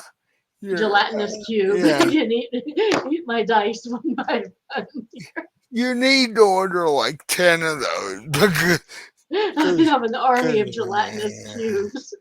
just so they can hold all your dice that isn't rolling. Right. Yeah. Okay, we'll try you. So, um, so you two get to your car, you climb in. She, you close the door. She puts her hands on the window, where the window down, and goes, "Don't worry about you and me. We'll figure our side of this out." I'm Uh, just glad to hear that we have a side. yeah, well, it's not like we really could have talked about this in college because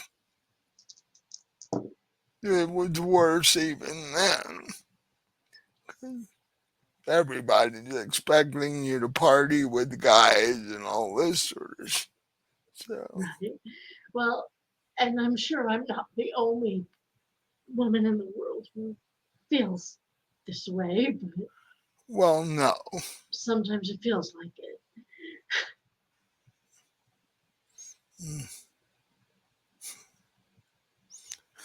Just go to your local nunnery and talk to them for about an hour. Uh, but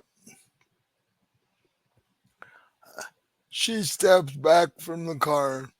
Uh, don't forget to call me tomorrow. I will. And she heads off to, to the other end of the parking lot to find her car. Then you pull out of the diner lot and head to the grocery store. It's only a few blocks from campus. The kids use it a lot. It's just this mom and pop little place because I don't think chains of grocery stores have started quite this. I think they came after the 20s. Could be wrong on that, but something once I want to say they started getting big like in the 40s or Mm, big grocery store chains and such. big market chains, Yeah.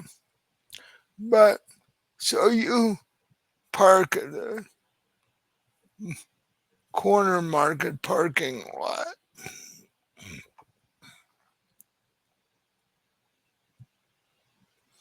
And as you're walking into the store,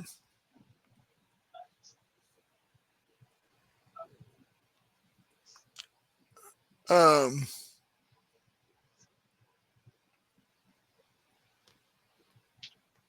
you hear a crash coming from the alley behind the store. Initially, you just think, some cat knocked over a trash can or something.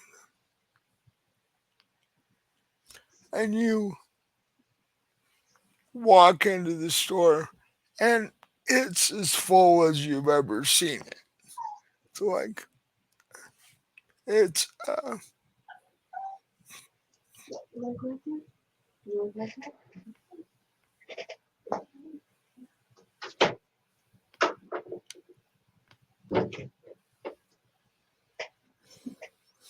and, then you remember it's 4th of July and half the place is full of college kids.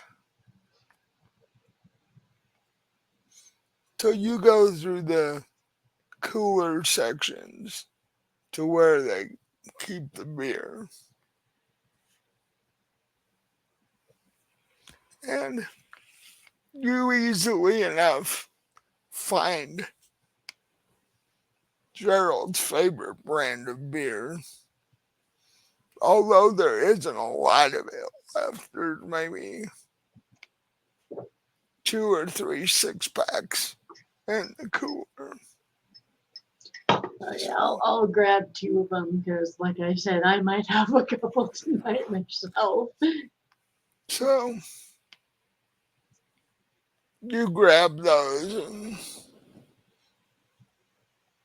you look around to make sure there isn't anything else that you need for this barbecue. And you walk up to the counter, and the checkout girl is one of the local college kids that you've seen in here fairly often. And she says, "Hello, happy 4th of July." Happy 4th of July. And she checks her price sheet and writes down on a one of those multi-layered notepad things, and she says that'll be $250, and I'll pay her cash.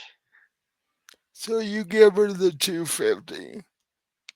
She puts the 2 6 packs in a bag, a paper bag, and puts the customer copy of the receipt that she was writing out uh, in the bag, and you see her open a drawer under the counter and put the money in the drawer.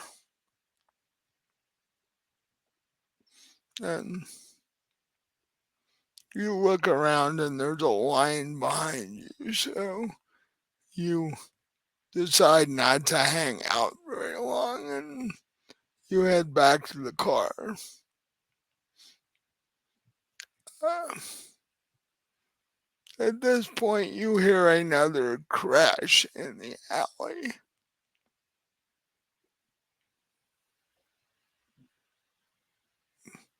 Are you gonna what? You gonna ignore it and get in your car and take off, or what are you gonna do? Yes. I'm going to ignore it and get in my Okay.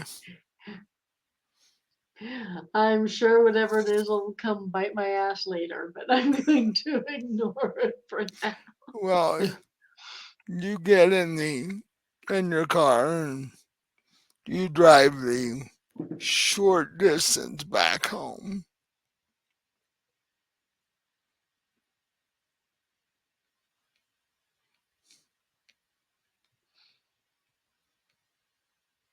You pull into the garage. You take your beer, get out of the car, and go through the back door eh, that leads directly to the kitchen. And you put the beer in the fridge. And you walk over to the living room and plop down on the couch.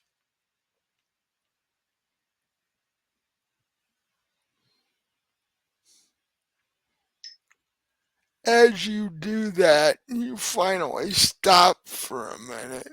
What is going through Ruthie's head right now? Well, I was just in the kitchen and I probably should have checked the steaks to see how thawed they are. That's the first thing I'm thinking.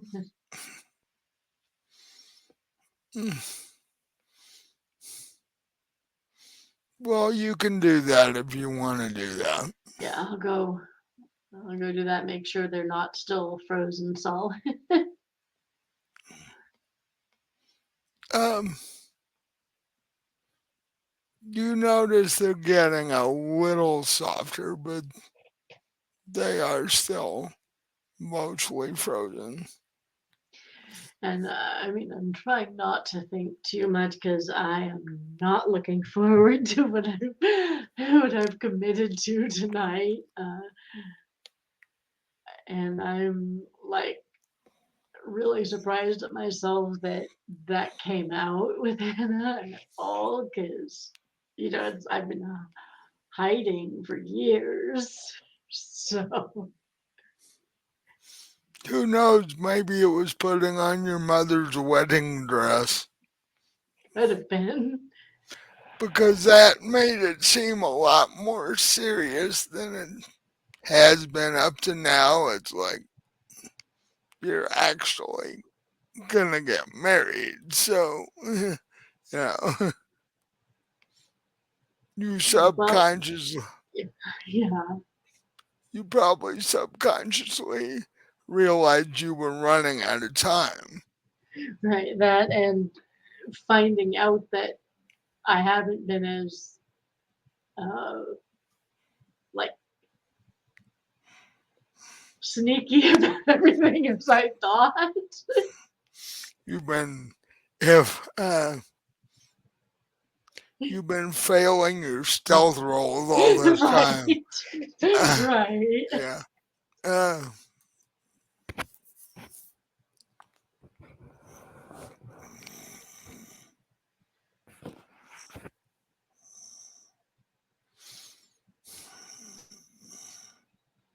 And also, what it comes down to is Gerald's a nice guy. He deserves, me to be honest with him. yeah, because he, you know, you have no reason to think that he hasn't been honest with you. So, Right. and he does seem to like you a lot.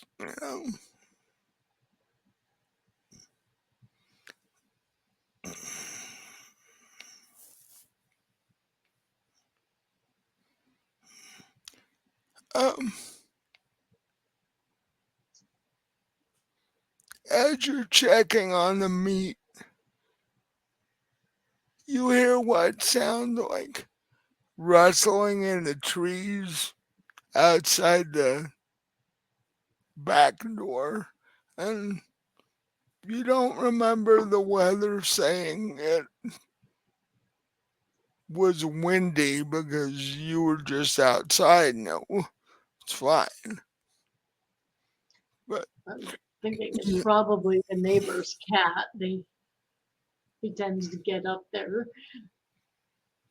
so, um,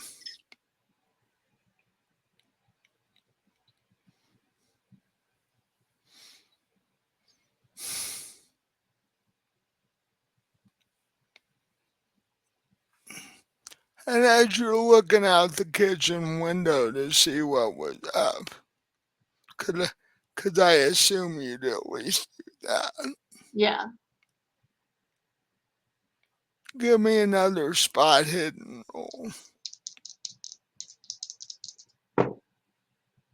Okay. That's 8 out of 60. Okay. Well, this time you definitely see something. There's a shape moving around above the trees. Do you go outside to see what it is? Or In the what? tree or above? Above the tree. Yeah, I guess I'll go out. I'll go out and just see what it is. Because at that point, you're like, this can't be a cat. Oh, excuse me. Is it like something flying, like a hawk or something? That's what you originally think. Okay, so yeah, I guess I'll go out. So, and that's even weird for the neighborhood that you live in. Um, but you go out and um,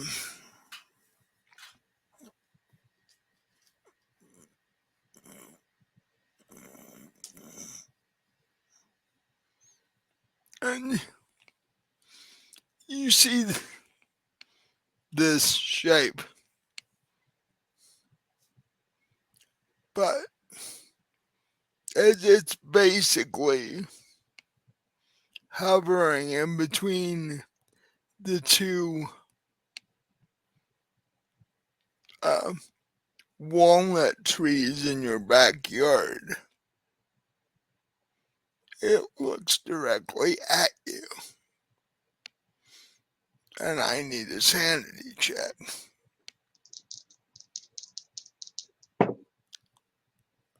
55 out of 70.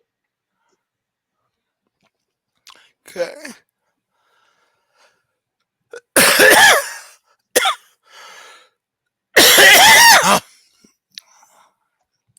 And what you see is this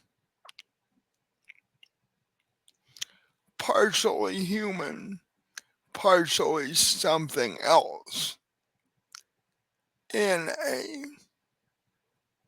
for lack of better description, a black monk's robe with a hood.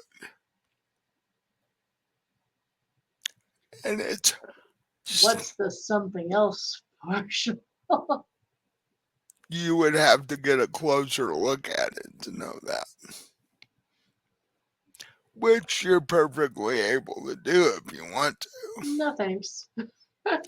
Uh, but it is hovering vertically between the two um, walnut trees in your backyard. And it's hovering about halfway up both.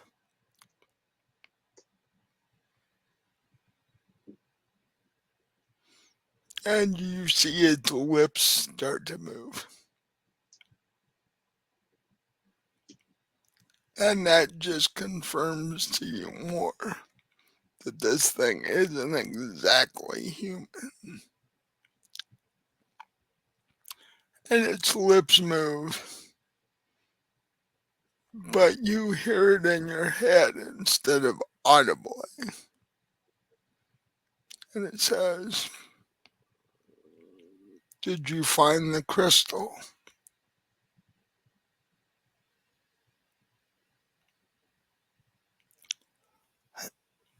So I'm gonna. I don't know if it can hear me or not, but I mean, I'm gonna ask, what crystal? What are you talking about? I don't know anything about a crystal.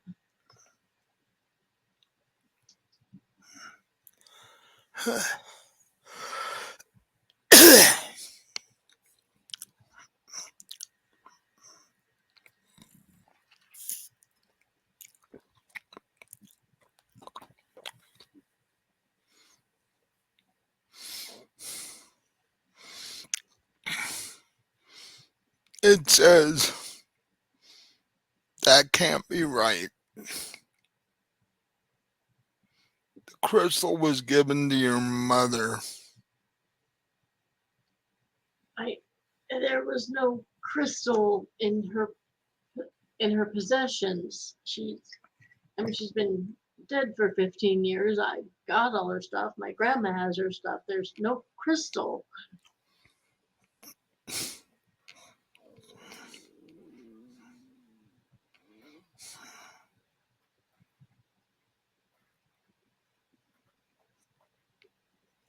And he says,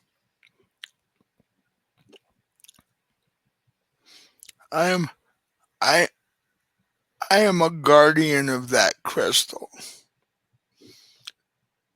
I know when there's a crystal missing.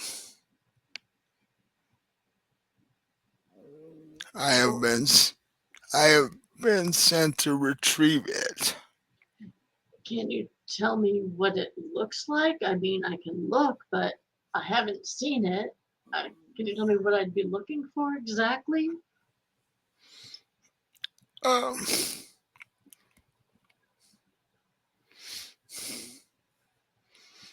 and he sends you a picture of a um, small rectangular black crystal with yellow streaks running through it.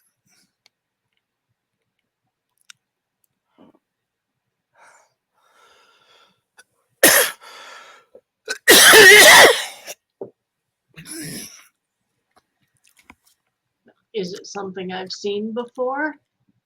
No, this So, is, so I'll tell him again that I have no idea what this is. I haven't seen it.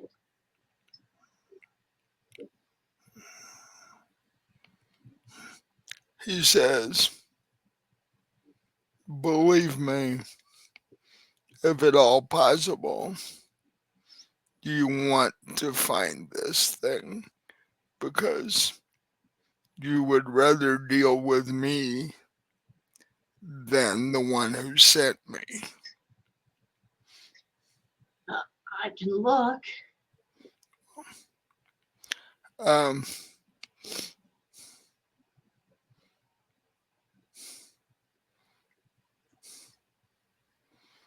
I will be in the general area and I can sense the crystal. So if it's anywhere near, I'll know.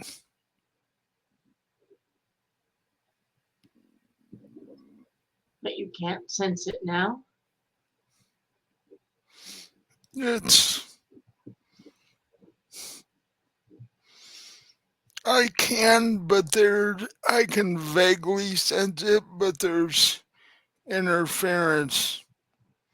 Uh, if it's been handled by too many humans,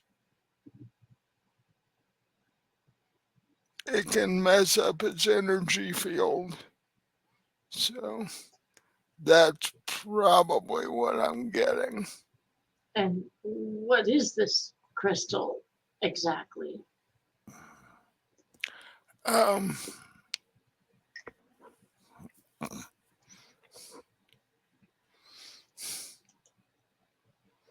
there's a number of crystals, there's a number of guardians. All of those crystals have to be accounted for, or the balance between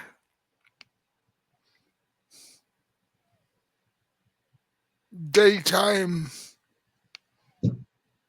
and nightmare gets thrown off. Okay, that doesn't sound good. Um, I'll look. I don't know how long it's going to take. I've got other stuff I'm dealing with, but I'll try to find it. And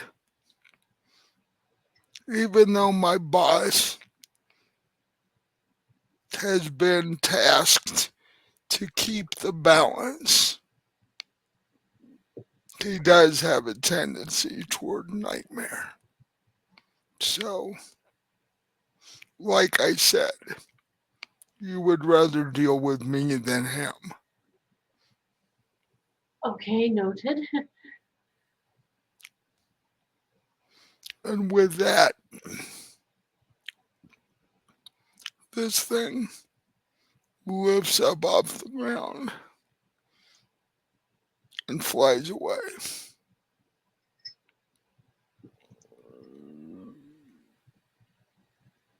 Okay, how much time do I have before Gerald comes home?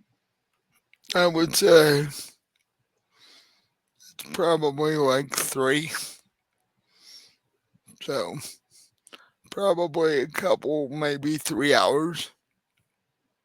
Okay, well, first thing I'm going to do is go back up into the attic and just.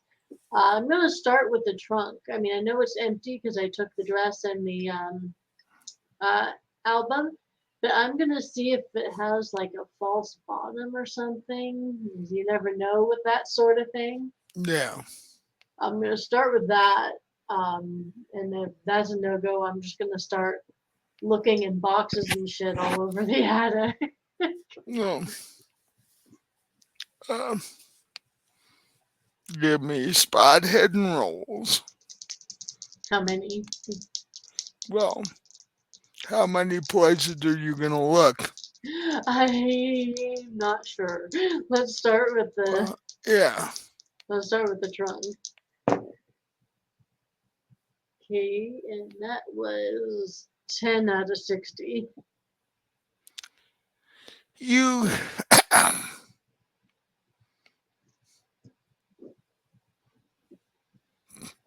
you start rubbing your hand on the inside of the trunk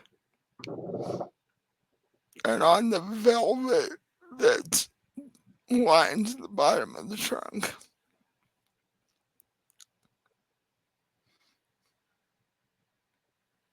And in fact, you do find something. It's not, when you pull it out, it's not a crystal. It's a letter from your mother. And oddly enough, it's addressed to your father.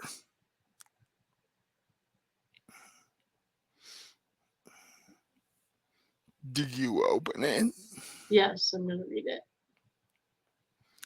You shake the dust off the yellowing envelope. And you open it and you pull out a short one-page letter.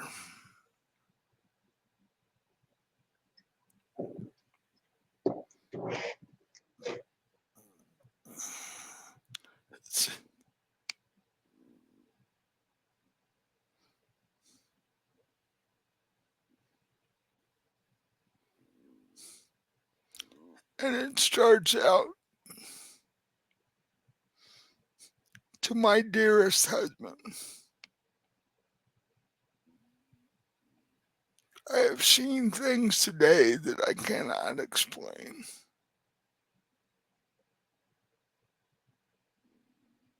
I have seen creatures today that I cannot explain.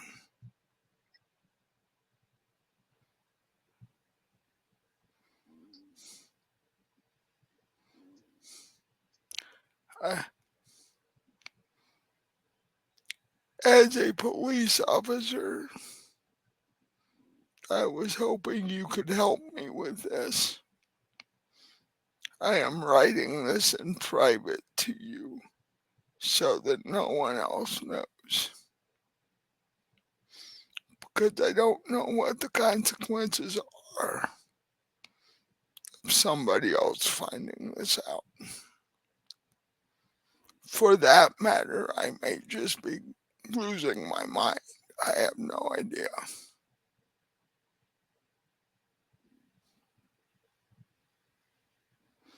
Because the being that I saw today is not rational, not logical, does not fit in this world.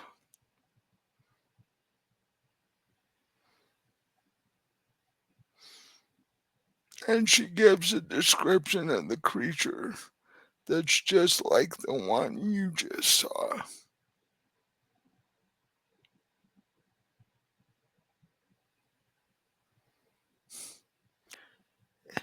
And she goes on to say, it asked me for a crystal.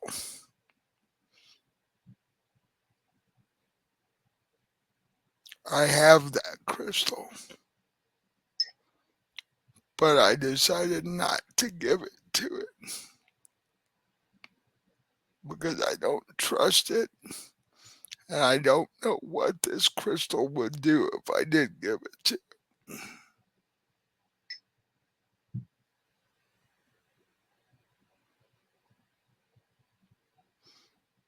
But what I do know is that I need your help and can't handle this on my own. Um, I would not be surprised or hold it against you if you in fact thought I was going crazy. But we will have to see. And then the letter signed at the bottom.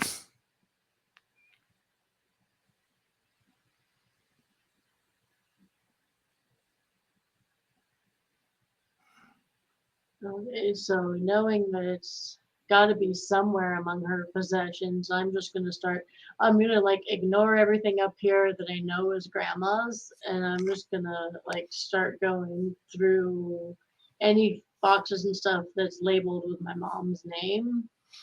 Okay.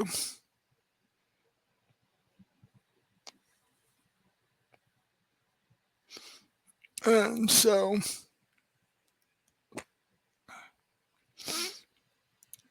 um, what I will do, since you're in the middle of a dusty, crowded attic, to say, give me 3 spot hidden, Okay. and you will have covered everything in this attic with her name on it. Okay.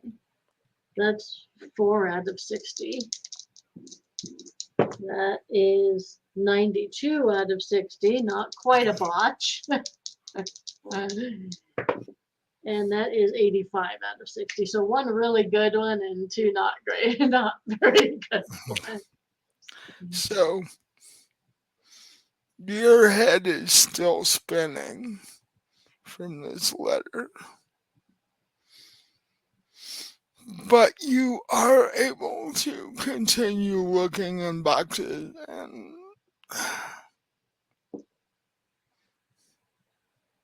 you actually move one of the boxes out of the way,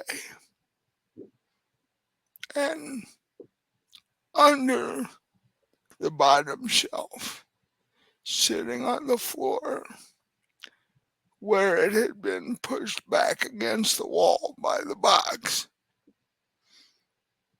is a piece of cloth tied with a string, and you can tell there's something in this.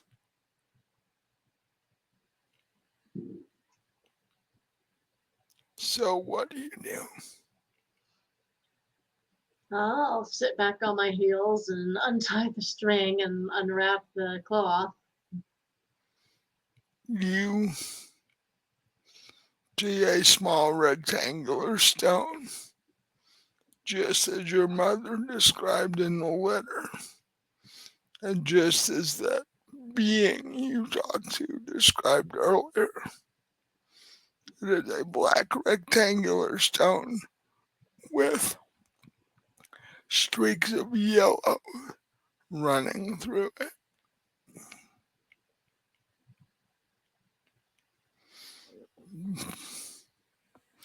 Um,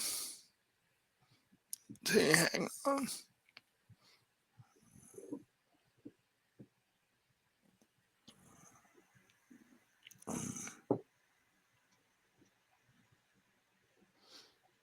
I want you to make me a survival roll, Survival.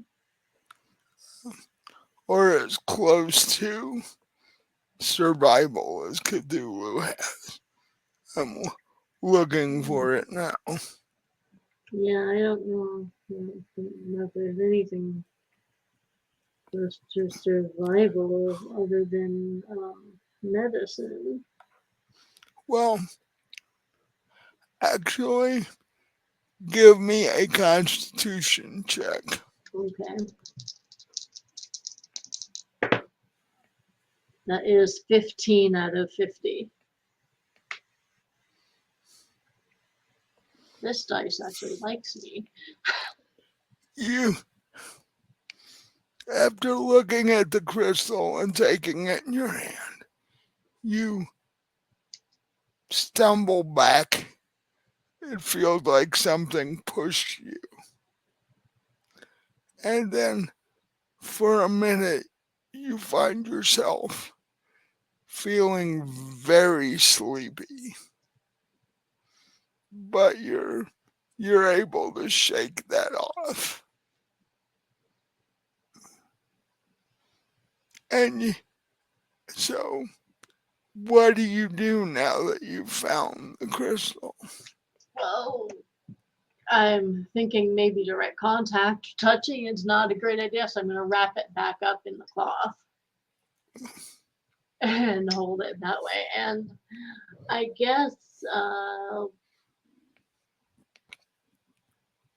if this thing wants it, then what I need to do is make it tell me exactly what this is and what its purpose is before I hand it over. Okay. So I'm gonna go outside and see if the guard, because I'm kind of assuming since he said he could sense it, that if I find it, then he'll show up. Right. Or, so I'm gonna go outside with it. Well, he told you as much when Right. before he left. And yes, indeed, you go out back and he's hovering between the two trees like he was when you first met him. He says, I see your search has been successful after all. Yes, I did manage to find it.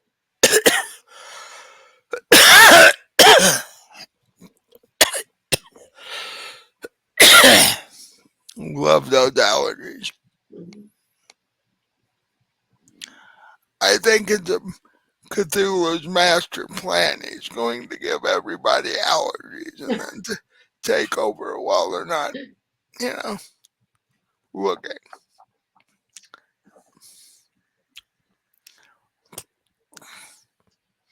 That way you can claim it wasn't him. Right. So, um,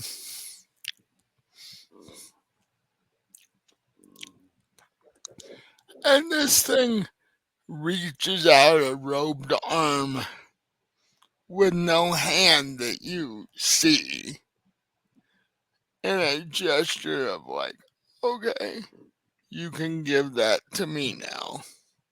I need to know exactly what it is before I hand it over. What is its purpose? What's it do? What's it going to do? Oh, I don't want to endanger anybody or anything by giving you this thing. I don't know what you are. I don't know what it is. well, as I told you earlier, I am one of the guardians of the crystals. There are many of us. Yes, but what There, do the crystals do? What are they?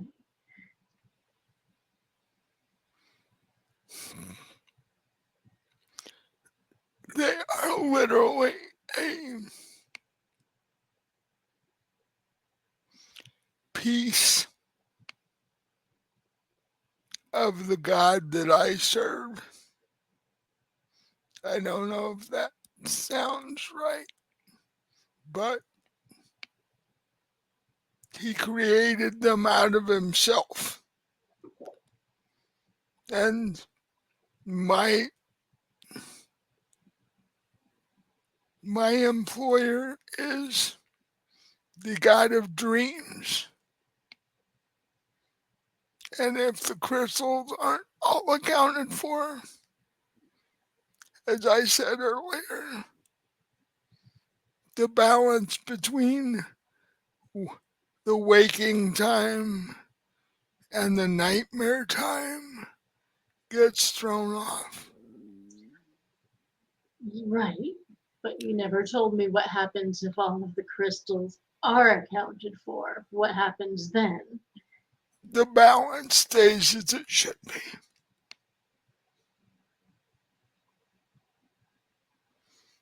If it doesn't, this world switches into nightmare mode. So And that'll happen if I don't give you the crystal, and it won't happen if I do. yes,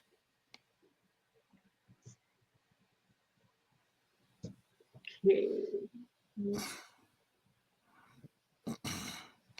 Seeing if there's anything I can roll to see if he's telling the truth or not. I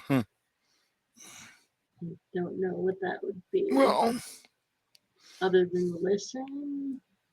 Because I don't have anything in psychoanalysis or psychology. um, let's see.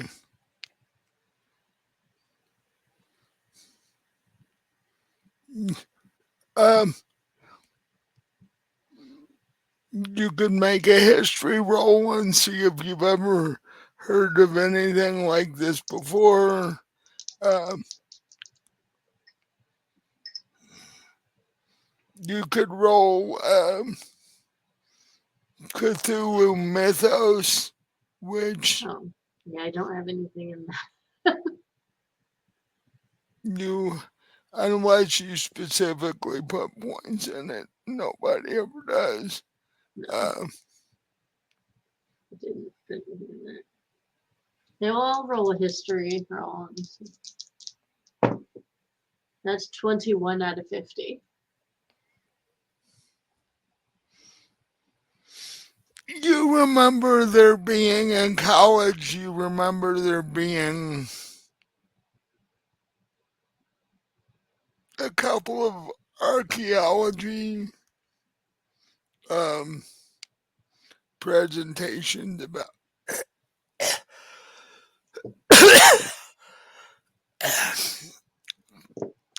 strange crystals found in the desert in Egypt. Uh, they didn't really give much detail on what they were because nobody knew what they were. They figured they found them in one of the pharaoh's tombs or something. That they were just baubles that one of the pharaohs had. Oh, give me another sanity check. Ooh, 86 out of 70. uh, okay. Roll me a d6.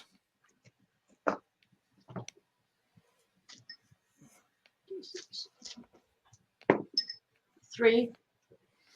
Well, you lose 3 points of sanity, Okay. and you sort of momentarily stumble backwards. And about this time, out of the corner of your eye, you see Gerald walk up behind you. You, you hadn't heard his car drive into the driveway because you were dealing with this. And Gerald walks up behind you, sort of grabs you by the shoulders to steady you, and kisses your neck and goes, "Are you okay?" So I'm assuming Gerald does not see this thing. Yes, he does see this thing. Oh, he does. It is a physical being. Oh, okay. It is just hovering between at about 10 feet off the ground. It's hovering between two of the fairly closely set walnut trees in your backyard. So, yes. So I'll tell him, yeah, I'm okay. And the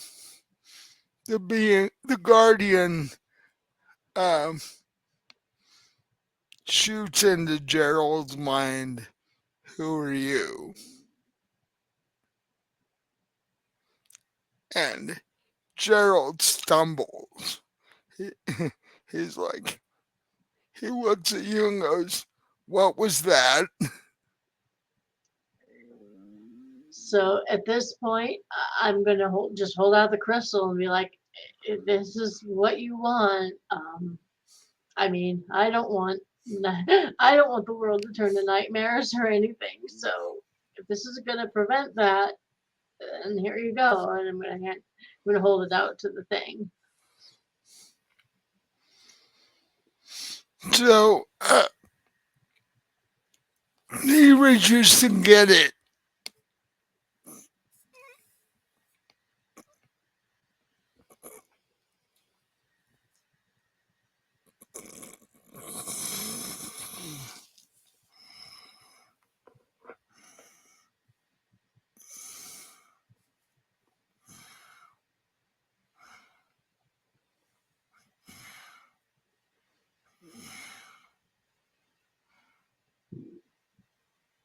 Uh,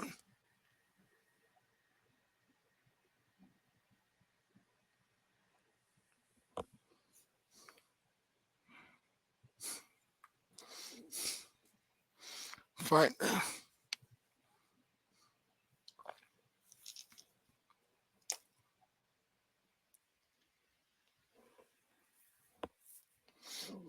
Uh, just as you reach out to give him this thing, Gerald intercepts your hand and is like, and literally takes the crystal from you. And it's like, nope. If anything happens here, it's going to be me taking you into the station because you're assaulting my fiance. I'm like, Gerald, no, there are much bigger things happening here. We might actually be able to keep the balance of the world right if I give him this. And he I looks don't understand it, but he looks at you with this look of, I don't know what you're talking about. All I mean is that I'm doing my job here. And being a rookie cop, he's doing it sort of aggressively over the top sort of thing because when just before he reached you, he saw you stumble. So he's assuming that this thing attacked you. And um, well, do what you need to do, but we have to give him the crystal. um, Gerald, like, what I'm gonna do is throw him in jail, and the crystal is evidence. He's not going anywhere near that thing. I have the feeling that no jail's gonna hold him. And he goes to grab the Guardian, and the Guardian is like, you're joking, right? And Gerald's like, nope, I'm a cop. You're coming with me.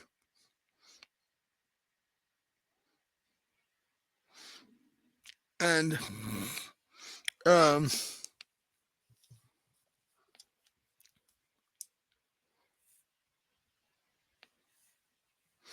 he turns to you. The Guardian turns to you and says, you have been helpful. You have not impeded my search. In fact, you helped me find what I was looking for.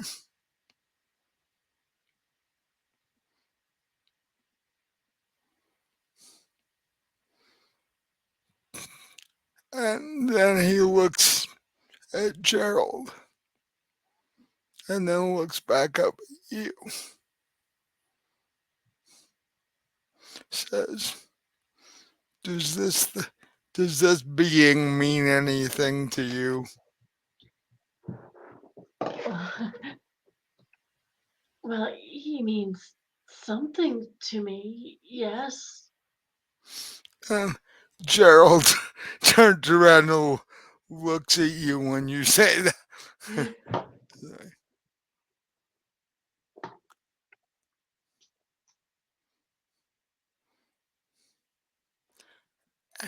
And before either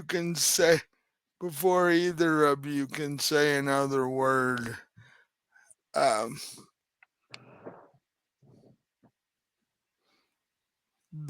the Guardian puts out a sleeved hand, the opposite to the one that he was reaching for the crystal with. And Gerald disappears.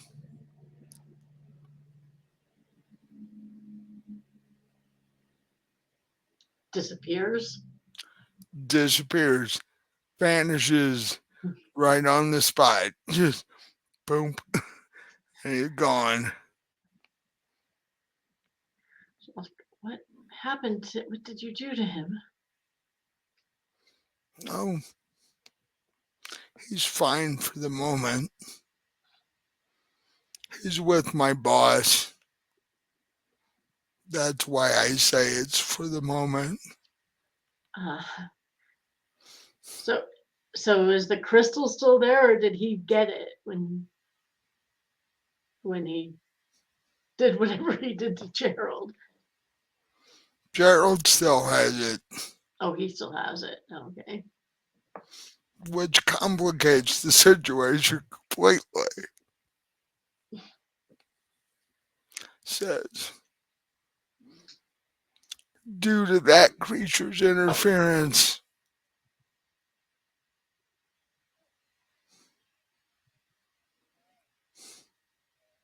my boss will make this world suffer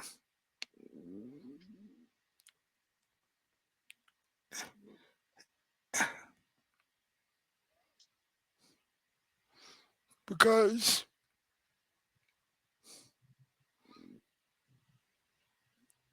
if if all the crystals are not aligned by midnight, what you call midnight in your world,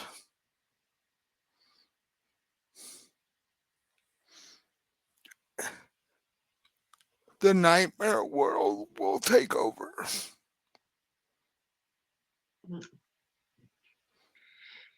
Can I need to go feed the dog real quick. Can I? Then you probably need a bathroom break anyway. Yeah. So we will be right back. 20 minutes. That That work. works. So we'll be back in 20 minutes to see what if, to see if Ruthie can manage to save uh, the 4th of July. Uh, Not looking good. wouldn't bet the farm on it, but we'll see. So we'll be back in a bit. Hello and welcome back to the 4th of July Call of Cthulhu episode. Uh, just before the break, Gerald had a bit of a confrontation with the Guardian and disappeared. So, and took the crystal with him. So now you and the Guardian are standing in your backyard. You don't know where Gerald went. You don't know where the crystal went. Right. Well, I know that he's with this thing's boss because that's Yeah. what he told me. So I'll ask it. Well, since Gerald's with your boss, whoever that is, can't he just take the crystal from Gerald and then everything will be okay? If he could manage the crystal to himself, there'd be no need for guardians. Um, my boss controls all of Nightmare, all of Dreamland. He's busy with many other things. That's why he created us to keep everything in balance.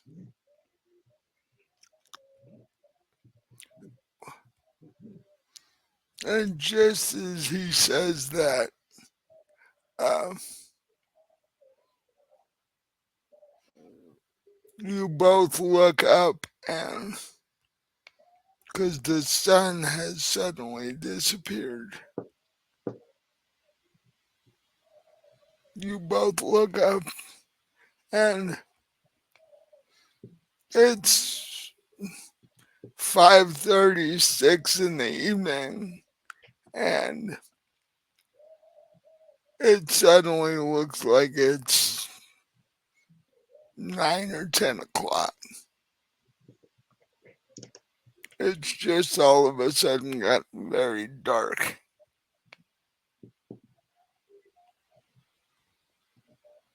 And the Guardian says things are starting to go out of balance already. If I do not regain possession of the crystal by midnight, the transformation turning your world into nightmare will be permanent. Can't you take the crystal from Gerald?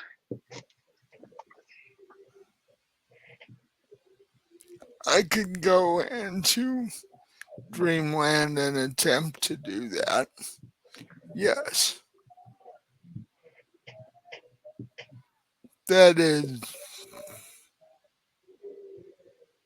depending on what condition Gerald in at the moment.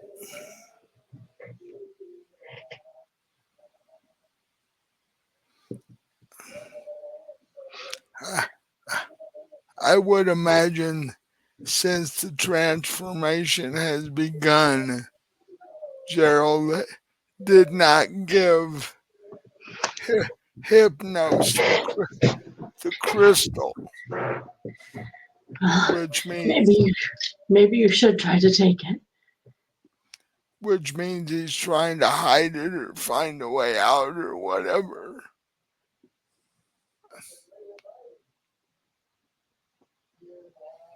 I can do that, but uh,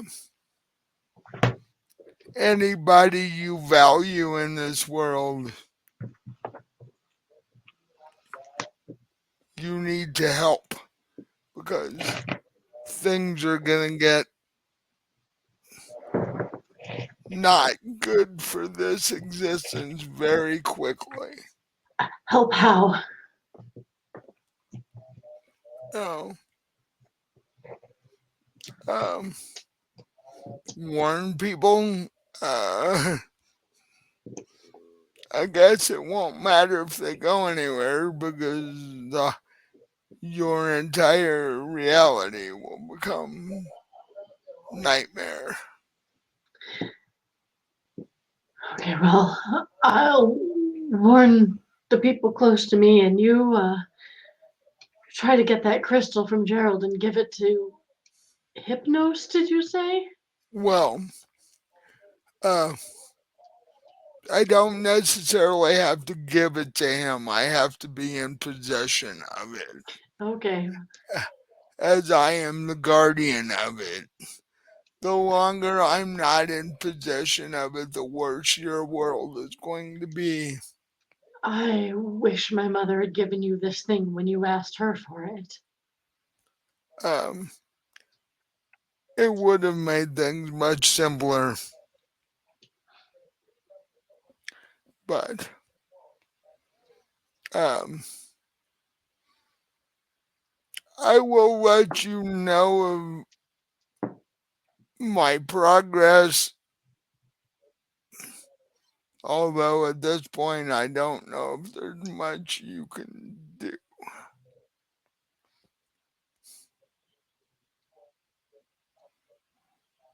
Oh, and if by odd chance you see Gerald at any point,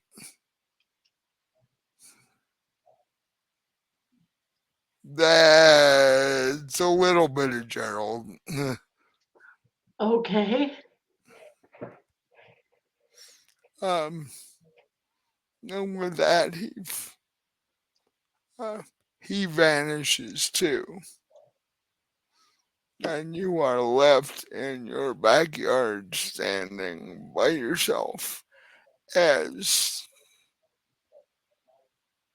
nighttime has apparently set in several hours early, and it feels like there's a storm coming.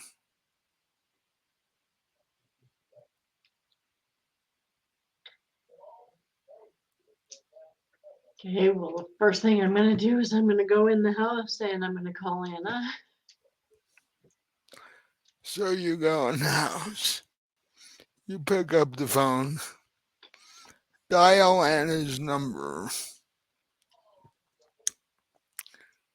After about the third ring, she answers. Hello, Anna, it's Ruthie. hello, Ruthie. How are you? Um, not great.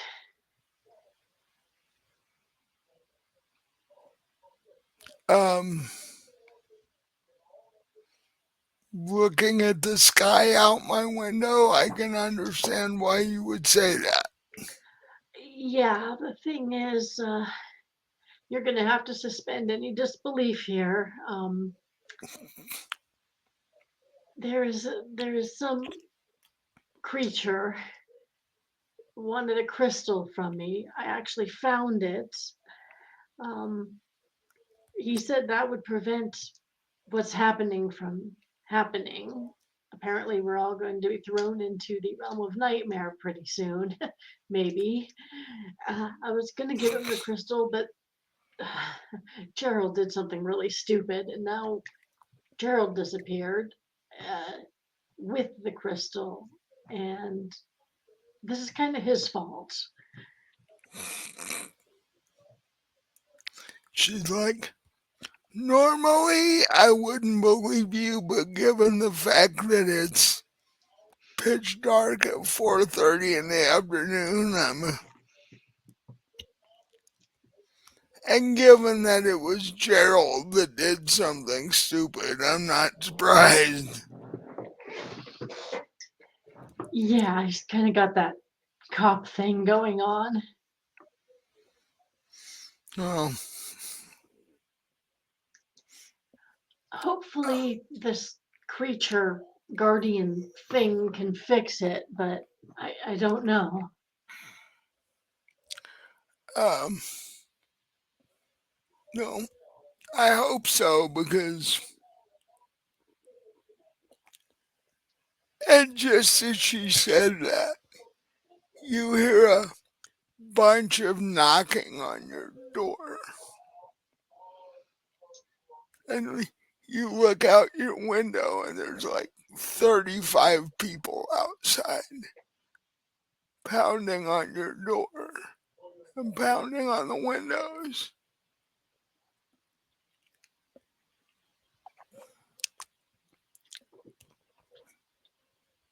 Do they They look like normal, or what's going on with them? they look like normal people, but they look panicked because this isn't normal.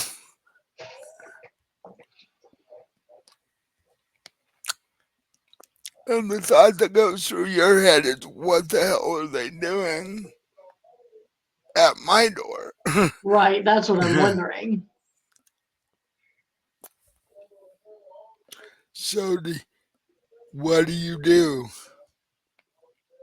Well, until and I have to go and I hang up the phone. Um, I think I'm going to, before I go to the door, I'm going to go upstairs to, I'm going to go to my bedroom because I have my gun under the bed. That's where I keep it in a box in like a case. So I'm going to go get that and just for protect, just in case anything too crazy happens, and I'll open the door. Okay. And one of the people you actually went to school with is standing in front of you. And literally, you can see in everybody's eyes that they're panicked. They have no, they're thinking this is the end of the world sort of shit. Right. They're like, Ruthie, I know you're dating a cop. Where is he?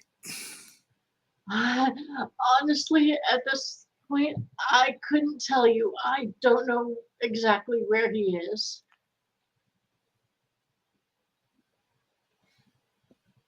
In the middle of this and you don't know where he went? No,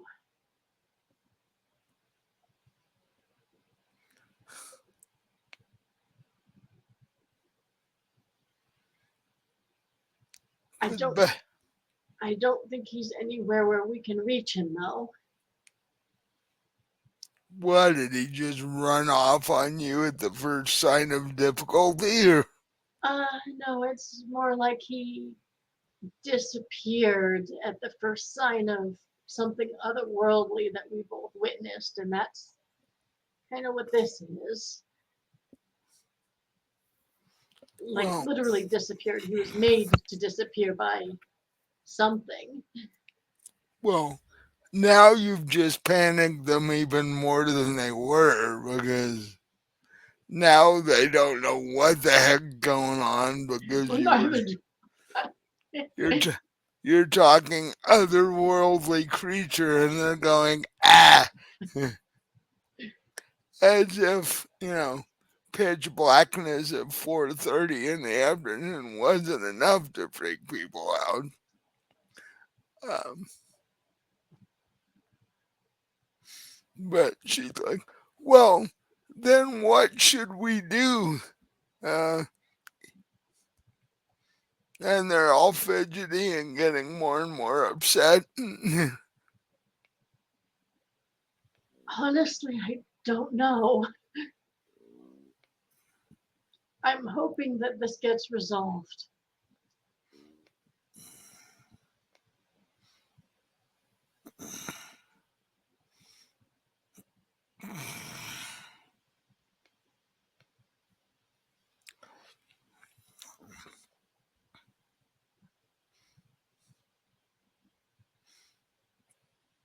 And you say that, and then they just sort of stand there. They're like, none of them know what to do. They're like, do we all just wait to die, or Well, I don't know if death exactly is what's coming. What I was told by this entity is that our world is going to become nightmare. That doesn't sound like death, but I don't know exactly what it means. well, you know that every nightmare you've ever had has not been pleasant. So But nightmares don't actually kill you. you don't know that. We, as humans, we don't stay in quote nightmare land long enough to find out. In fact, they did. They said your average nightmare dream lasts about 30 seconds in reality, and then you switch to another one. So it's like Or we you wake up. we experience it lasting a lot longer than it actually does. But when you're in the entire land of nightmare that doesn't go away, they don't know what happens in that situation. People are just randomly assuming that it's not a good thing and that, it's like we it needs to be avoided at all costs, basically. So they're all looking at you like, what do we do? You're in charge here. What do we? I don't know. So I guess I can try to make contact with the guardian and see what's going on. I don't know how to do that, but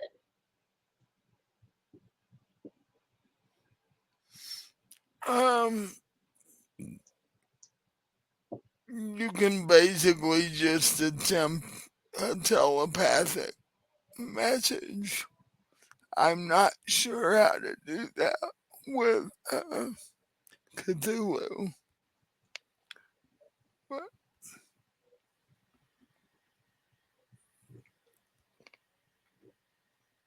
um,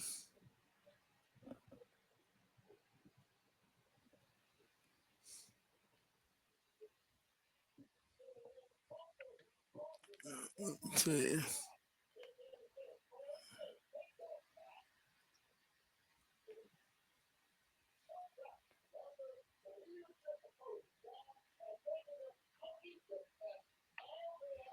Actually, did you put any points in natural world? no. You put any points in occult by chance? Mm-mm. And you probably didn't put any points in Cthulhu mythos, did you? No. Um,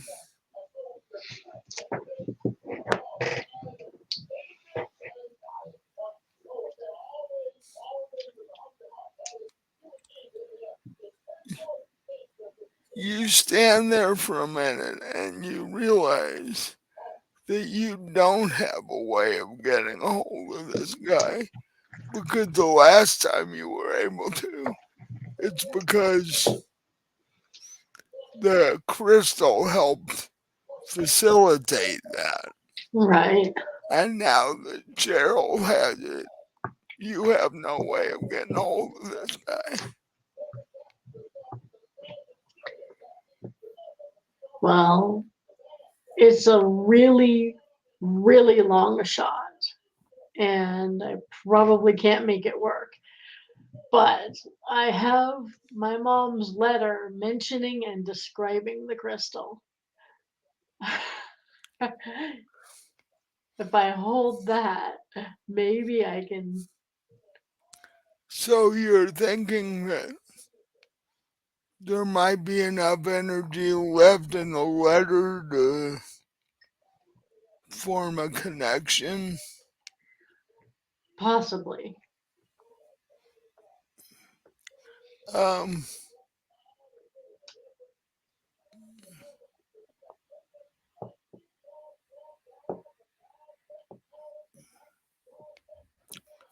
I will actually.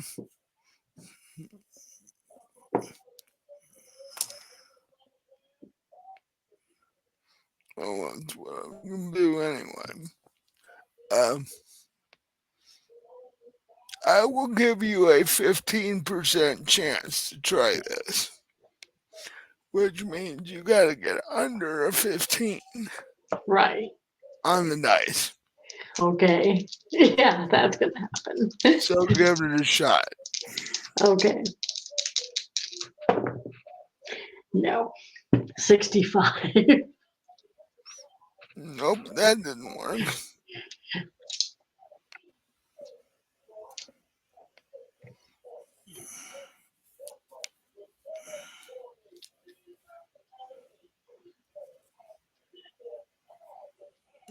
Okay.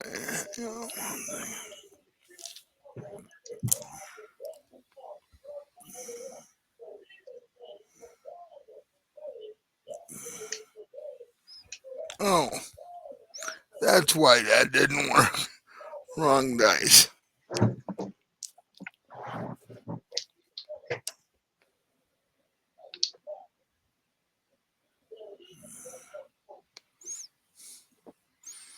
Um,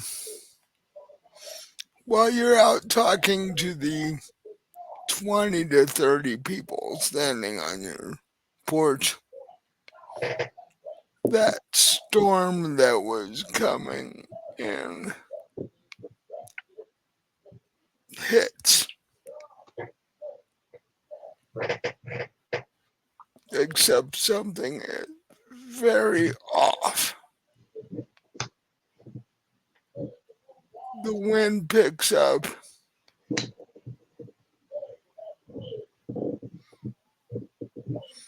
What would have normally been thunder sounds like an echo from far away,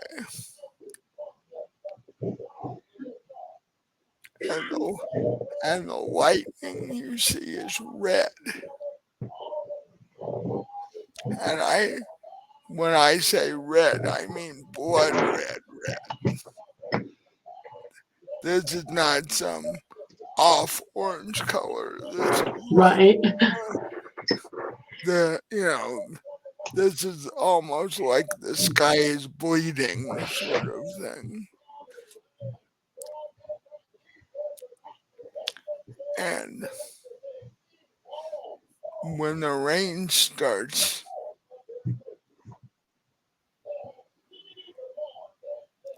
it,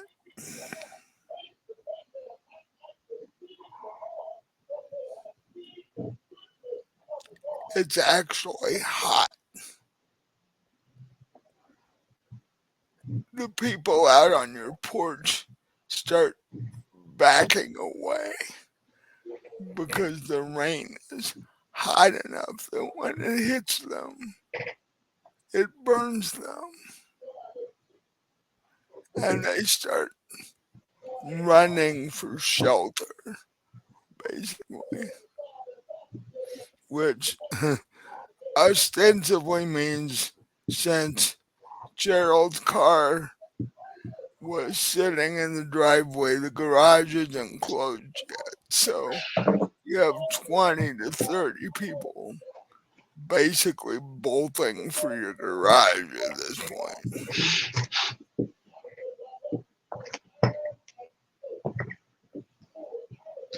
What did what do you do? I'm going to go back in the house.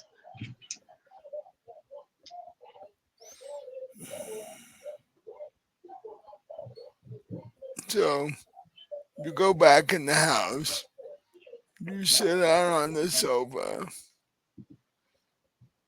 and the echo you're hearing gets louder and louder till it's not an echo anymore. And it's not thunder like you thought it originally was.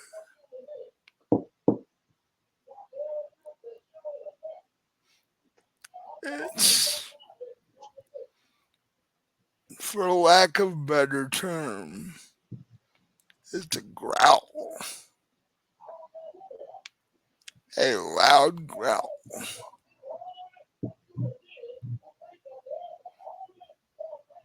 louder than any animal you've ever heard.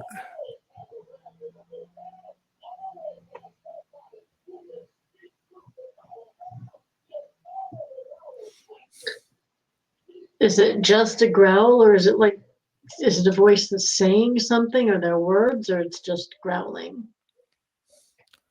Initially, it starts off as just a growl. Then it says, in a very deep, very growly, very gravelly sort of voice, says,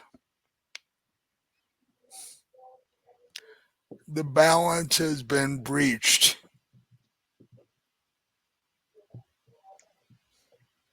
by someone from the earth realm.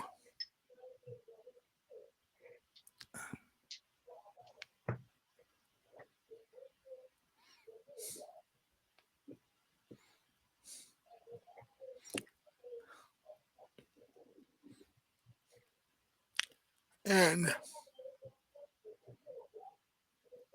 at that point, standing in your living room is the guardian.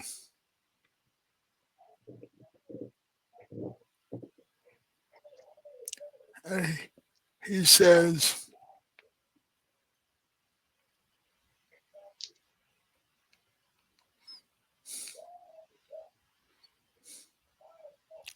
um, I'm very sorry. I tried the best I could, but this human Gerald has hidden the crystal in the nightmare realm. Uh,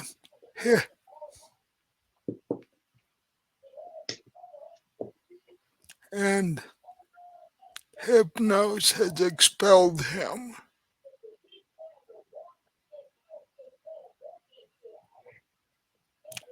But this also means that Hypnos has said he himself he himself will take care of this.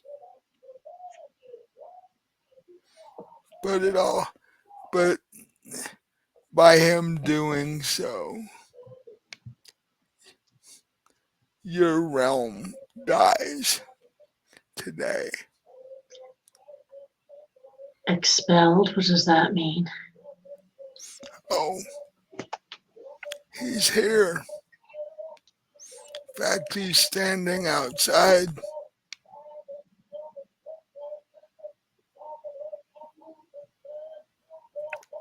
He's not like he was.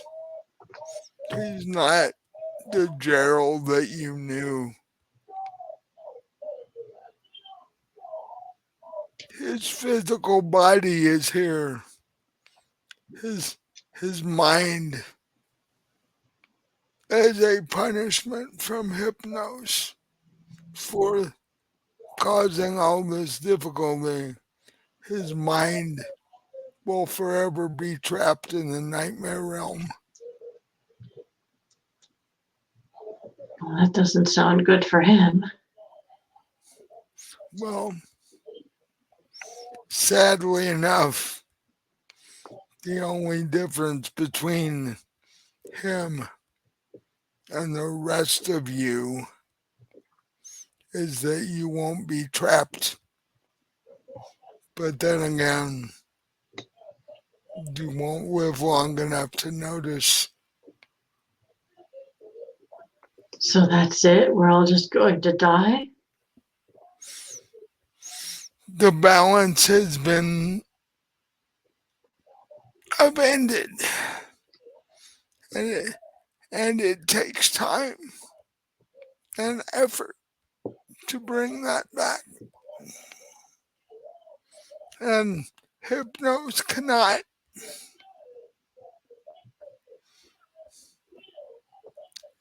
Keep the separation and go searching for this crystal at the same time.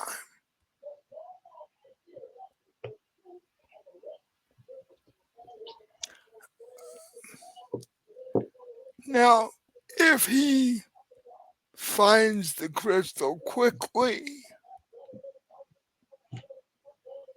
your realm may only be somewhat damaged, but that is highly unlikely.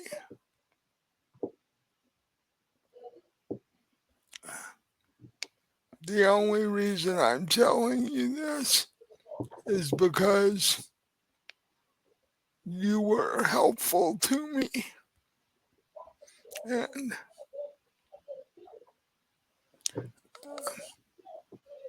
you actually believed me.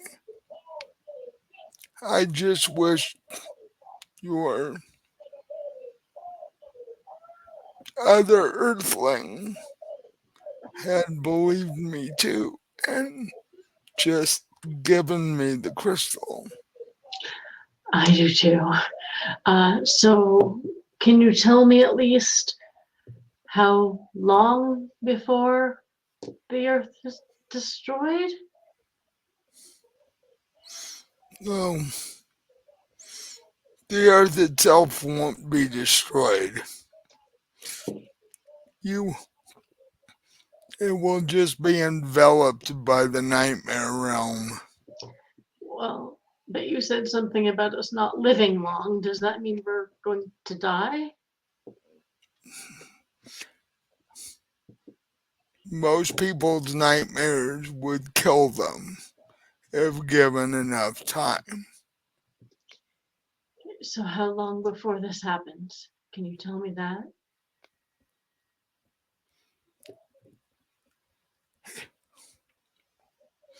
He thinks for a second to he stops and it looks like he's calculating. What he's doing is um, trying to align nightmare time with human time because they're not the same.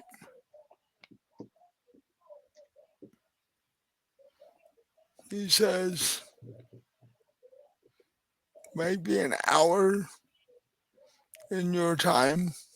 Okay.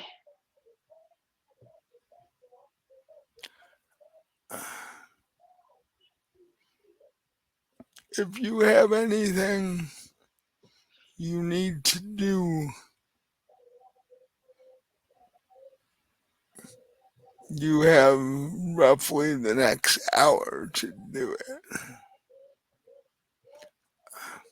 Or if you prefer, as a favor to you and to alleviate at least your suffering, I can take you now. No, give me the hour. Okay? I'm that next hour is not gonna be pleasant. There But will be, I'm going to spend it with people that I care about. okay, but there'll be much panic, much dying, much you know, suffering in general. I thought you meant it was going to be an hour before all that started. Well, mm, it's going to take an hour before the nightmare realm completely envelops the planet. Okay. Uh, as it progresses stage wise, things will get worse. Right. But, you know,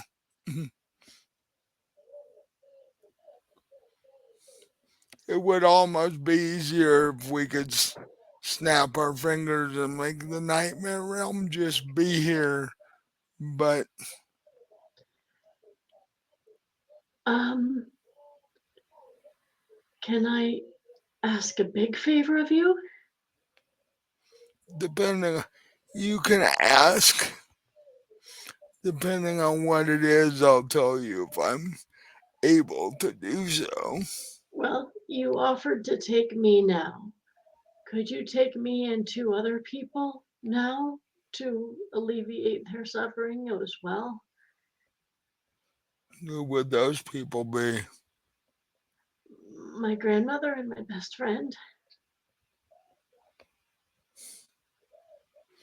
I can do that. Okay, let me call Anna and have her meet me at Arkham Asylum. Your mother, your grandmother is there. Yes, she's suffering from dementia. Uh, that may make it a little easier on her part. Yes, I mean, half of the time I think she's already in the stuck in the nightmare realm. Well, that is sad for humans because they have such a penchant for their brain to go to twisted places. If they knew all of that was being kept track of, they might change the way they think. Right. Uh, and about this time, you see Gerald. It looks like Gerald anyway, but he, he's just mindlessly standing there. As I said, his consciousness is forever trapped in the nightmare realm. Mm.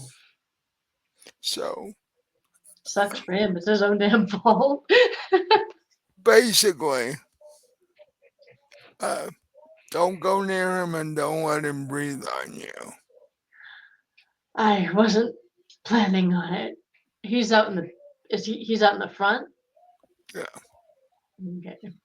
he's now standing by his car because that's the last thing he actually remembers is his car. Okay. So what I'm gonna do is I'm gonna call Anna. I am going to ask her if she can pick me up at my house, but come around to the back door. Park in the back. So she doesn't see Gerald standing there. Right. And like the 30 people crowded into the Well, garage. well, yeah, that too. Uh, which is one of the things Gerald seemed to be staring at, because he's standing by his car in a driveway in front of the garage, and there's 30 people huddled in there. They keep yelling at him to do stuff, and he doesn't move. And the storm is getting progressively worse.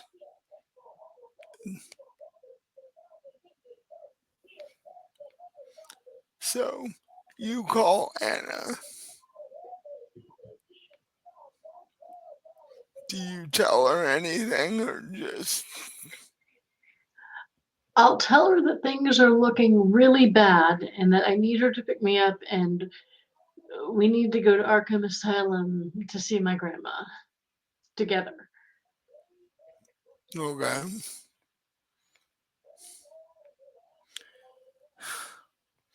She says she'll be there in 10 minutes. Are you taking anything with you or are you just going? I'm just going. Um,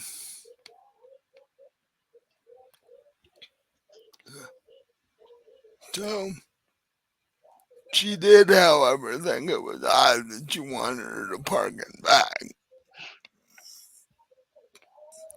But after a few minutes, she gets there and walks up to your front door and knocks on your door. The back door. Yeah, she's like, okay, I'm here. What's the deal?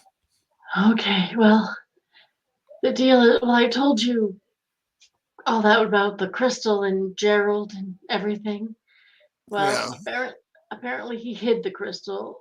The entity thing can't find it, and the balance has been thrown off, and we are in imminent nightmare mode in about an hour. And apparently we're going to die. So this guardian entity, he told me that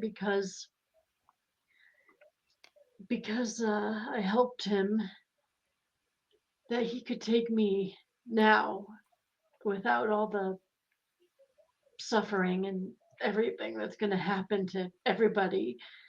And I asked him if he would take you and my grandma as well. So we don't, do the whole nightmare, fear, suffering thing. And he agreed. She basically is standing there with her mouth open. If your jaw could actually hit the ground, it would. And she's trying to process this.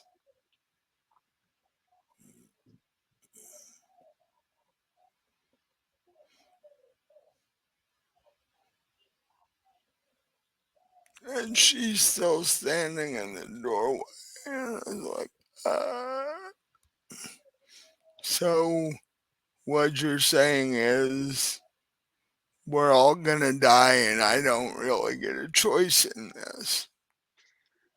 Well, you do. You can refuse, but I still need you to take me to Arkham Asylum. So By choice, I mean there's no way actually out of this. it's not looking like it, no. But you can suffer badly or go quickly. That's your choice. That's my choice. She chuckled a bit. That's not a good choice on either end. Oh, I know, but that's the choice we've got.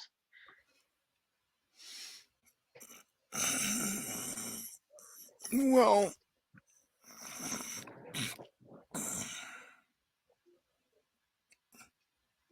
I guess I'm going with you then. And oh, by the way, the rain that was hot earlier is now coming down in sheets. Liz, we have to So, run to her car. yeah, 'cause it's like the longer you're in it,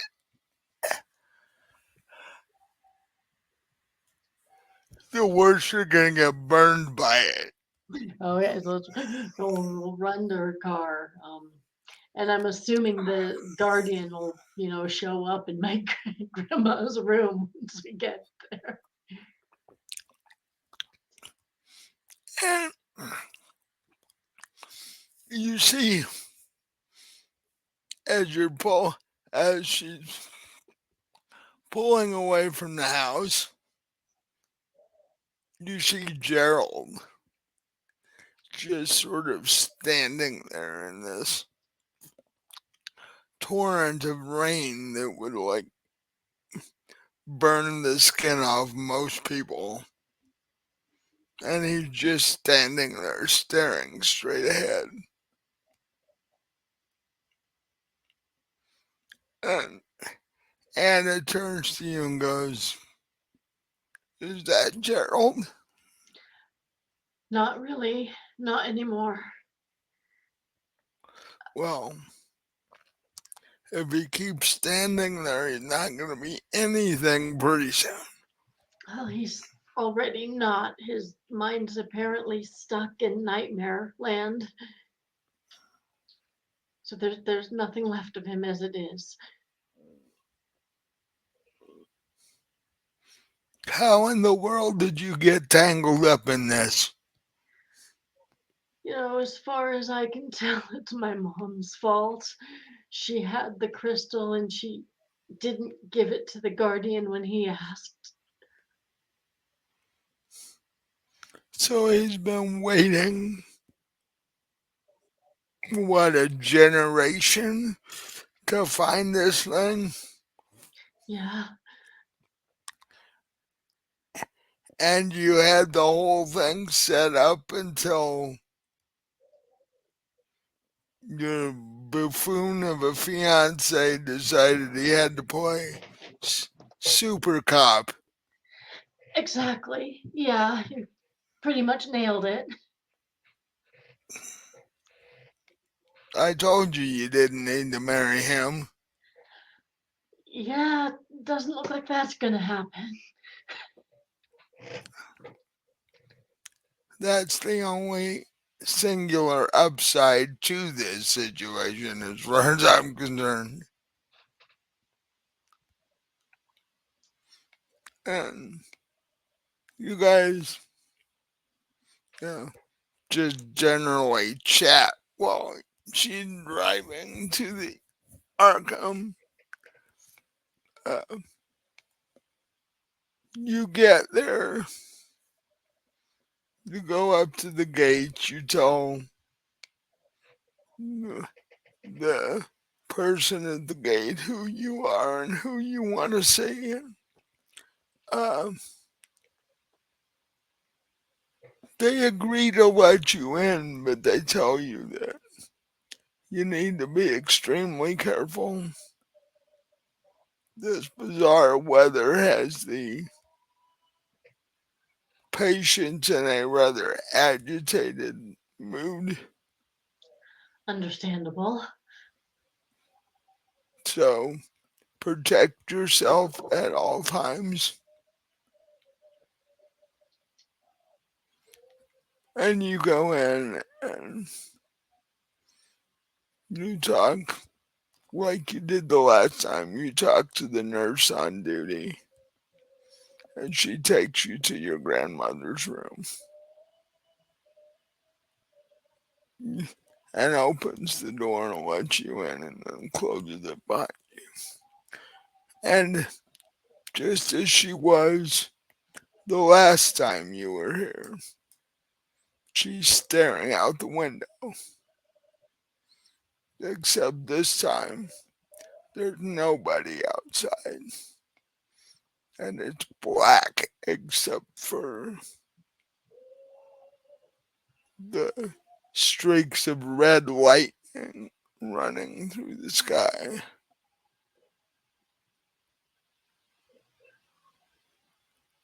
So what do you do? I guess I'll go over and take her hand, and I'll take Anna's hand with my other one, and I'm gonna wait for the guardian. Your grandmother feels you take her hand and goes, "Weren't you here already, Ruthie?" I was, yes, I'm back. Um, Um, you know the crystal you were talking about? yeah, I I do. found it. You did? Yes, and that should have been a good thing, but So that means you found it. That means everything's okay, right? it should have, if I'd been able to give it to the person, the thing that wanted it, it would have been okay. But Gerald got in the way, and now nothing's okay. I've always had questions about that guy, but you don't listen to family advice very well. Well, I had my reasons, but none of that matters now. And the thing is, it's going to be more okay for the three of us than for everyone else on Earth. Oh,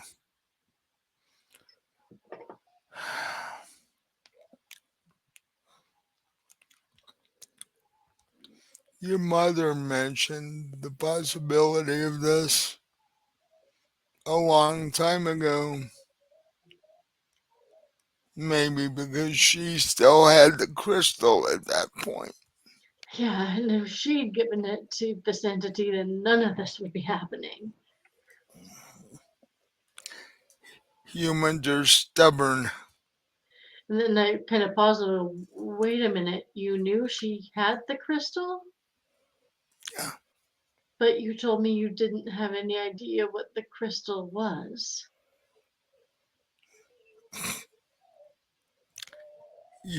You also thought that I had to mention was going crazy.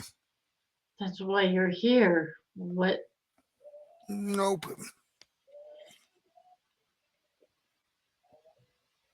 Why I'm here is I knew this was coming. Then it was the safest place I could be.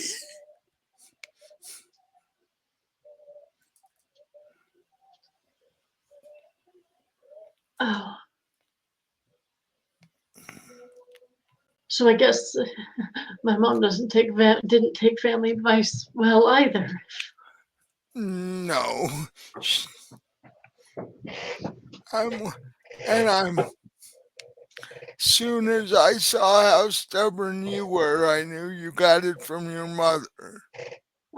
I was going to give him the crystal. Mm, and I believe you when you say that. And I also believe what a moron your soon to be ex fiance was. Yes, well, he's more so now. And Anna turns around and goes, actually, by this time, I don't think there's a lot left of him. Yeah, probably There, not. there might be a, runny puddle in the driveway, but that's about it. Which is really going to freak out the 20 or 30 people in your garage. But Yes, well, if they it's, don't stay in the garage, then they're going to be runny puddles too. well, which she said probably half of them are because they probably tried to go save Gerald as he was melting. Of course, if they do stay in the garage, who knows what's going to happen to them anyway. But Yeah. the three of us have tickets out of here. I don't know to where, but out of here. And at that point, the guardian you've been dealing with appears.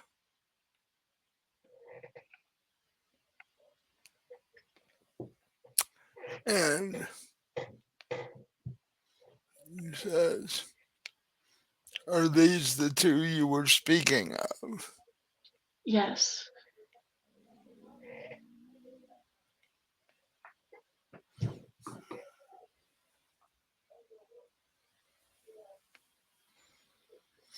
I put a word in with Hypnos while you were doing this.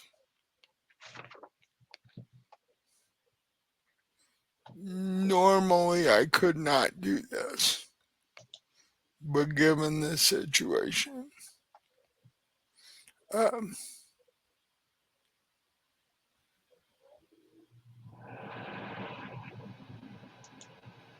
Nightmare Land is not the only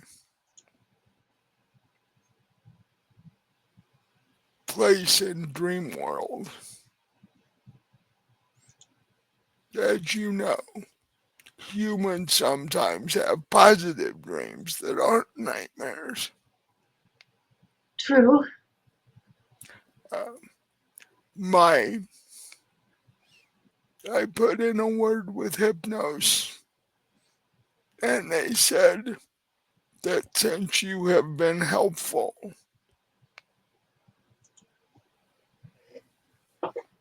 and tried your best to give me the crystal and get things realigned, that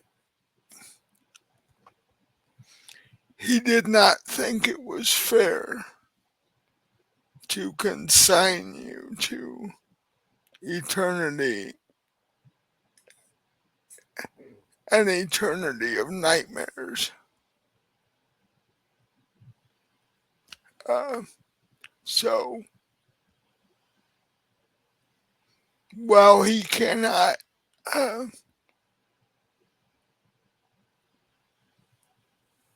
change what is about to happen to your world, what he has told me that I would be able to do is I can take the three of you to a part of Dream World that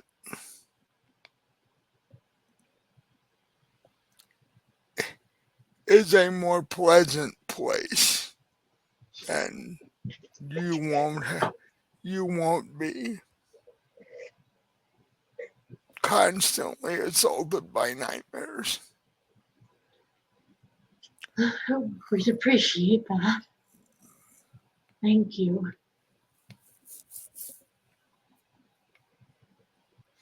It is just sad that your race is as impulsive as it is.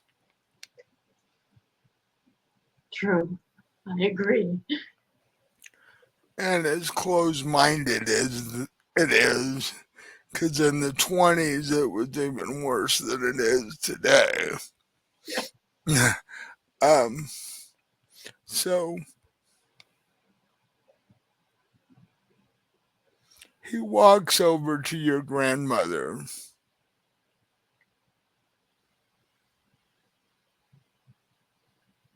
and nods his head and says hello. It has been many years since the two of us have seen each other.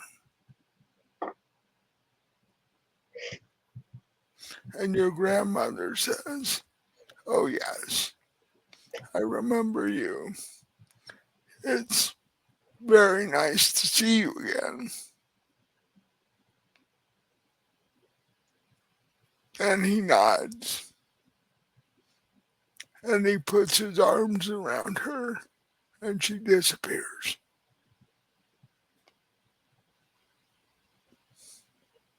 He comes up to Anna and does the same thing. She disappears. He finally comes around to you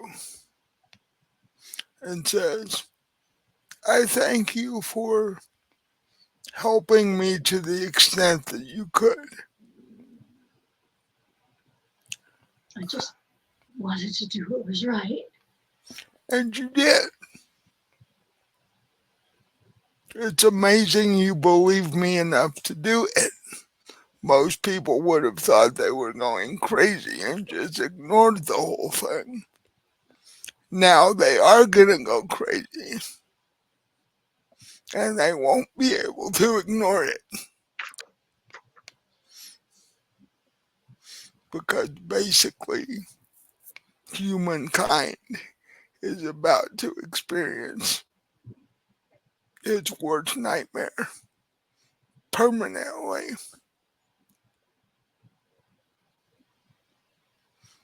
So there will be suffering and sadness everywhere.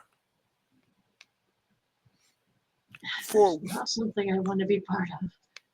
for one person's arrogance, the entire human race is going to suffer for eternity, or at least until we can get things back in balance. But by then, there won't be a human race anymore. And with that, he wraps his arms around you and you disappear. And you wake up next to Anna and your grandmother. And the three of you are sitting on a beach with a crystal clear lagoon in front of you, surrounded by trees. The weather's warm. There's a slight breeze. And you look around you and see other people, but they all look happy. And you get this feeling that this is where you should be. And that's how we're going to end this thing. The only three people in the entire human race that survived were you, your girlfriend, and your grandmother. So, Well, that ended a lot more positively than most of our Cthulhu games. well, I figured that since I was killing the entire human race, I figured I would give you a pass this time. Well, besides, I did try to help the best I And you did. It was your stupid boyfriend that you didn't want to begin with that could. killed Right? everybody. It wasn't you. But you also found out that your grandmother and your mother had known about this for Yeah. decades and nobody told you anything. And your mother was just faking, your grandmother was just faking dementia the whole time because Right. she, cause she thought it's safer in here. Safer in an insane asylum. Now that's saying a lot. Well, actually, Arkham is one of the safest places in Cthulhu if you can avoid the experiments. Um, but did you have fun? I did. I know Yes. you didn't get to die, but you know, Hey, that was kind of a refreshing change. yeah. So, and I hope everybody out there that sees it enjoys it as much as we do. Cthulhu's always fun because I can come up with the weirdest stuff in the world and it plays. It's good. Um, So the but next Cthulhu is going to be what, Halloween? yeah, actually, wow. They seem to be about, well, up until Halloween, they seem to be about 4 months apart. Hmm. And Yeah, then then we you have Halloween, Thanksgiving, and Christmas. So, within 3 months of each other, yeah. yeah. Oh, Ah, I was thinking we should do a New Year's Eve Cthulhu too. We should start yeah, doing I had never. Well, I guess the reason I don't is that it's just a week from Christmas. Is like, Oh, yeah, that's true. no, uh, we could do, well, actually, we could do a two-part thing since they're only a week apart. Should do a two-part thing. That would cover both holidays. Hmm. The consequences of Christmas happen on New Year's, and you thought New Year's was just a day to get drunk. Ha! Right. You'll wish you could get drunk. In fact, that's what'll happen. You anger the eldritch god of alcohol, and everybody on the planet gets over drunk. And like, yeah. So everybody's crawling down the street barfing and shit. It's like, could you see the entire city of New York doing that at one Oh, time? jeez. 17 million people throwing up at one time. Well, isn't that New Year's Eve in New York City anyway? Probably close, yeah.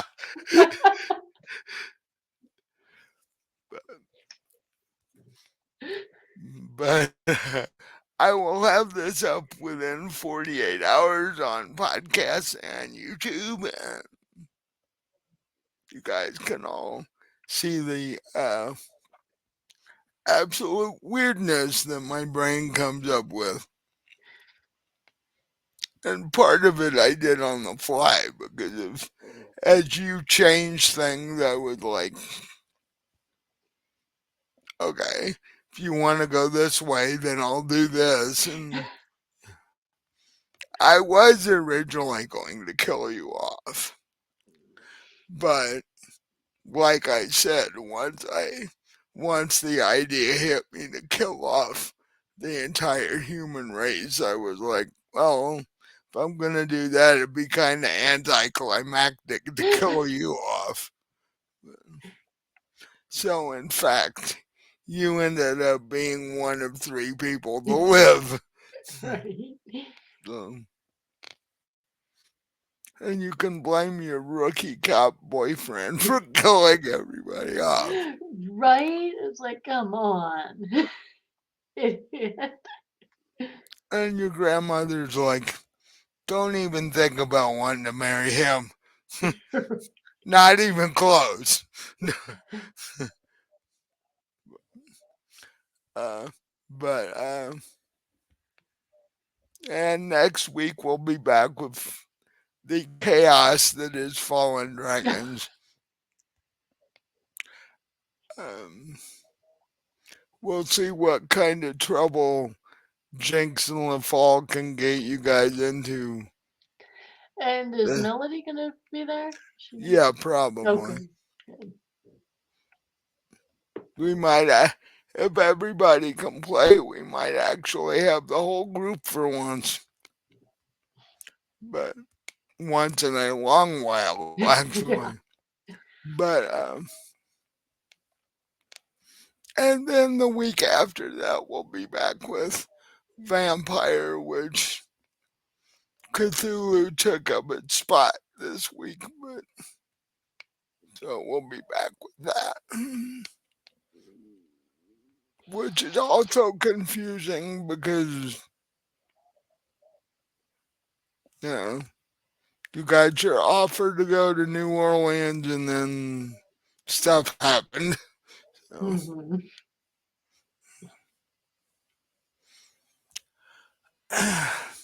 and buy all of Robin's books if you haven't already, and if you have, start buying them for other people.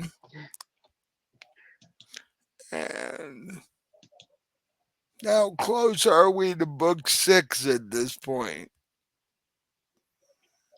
We are pretty close. I'm thinking it's either gonna have. I'm either gonna publish it this month or next month. So. Okay, so there you go. You're about to have a new one of her books to buy. So, and I think that's all I've got at the moment. See you next time. And hopefully you'll get killed off by things that you at least know a little bit about.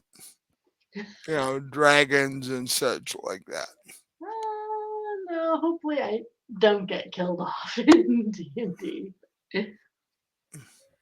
What, you don't want Canada to be a dragon snack? Not particularly. I don't think she wants that either. I don't know anybody that would actually consent to that. But, unless you get this, mental illness problem that every dragon you see, you have to go up and ask it if it will eat you. Right. It's like, hmm, Or if you're just, character's really suicidal, just stand in front of a dragon.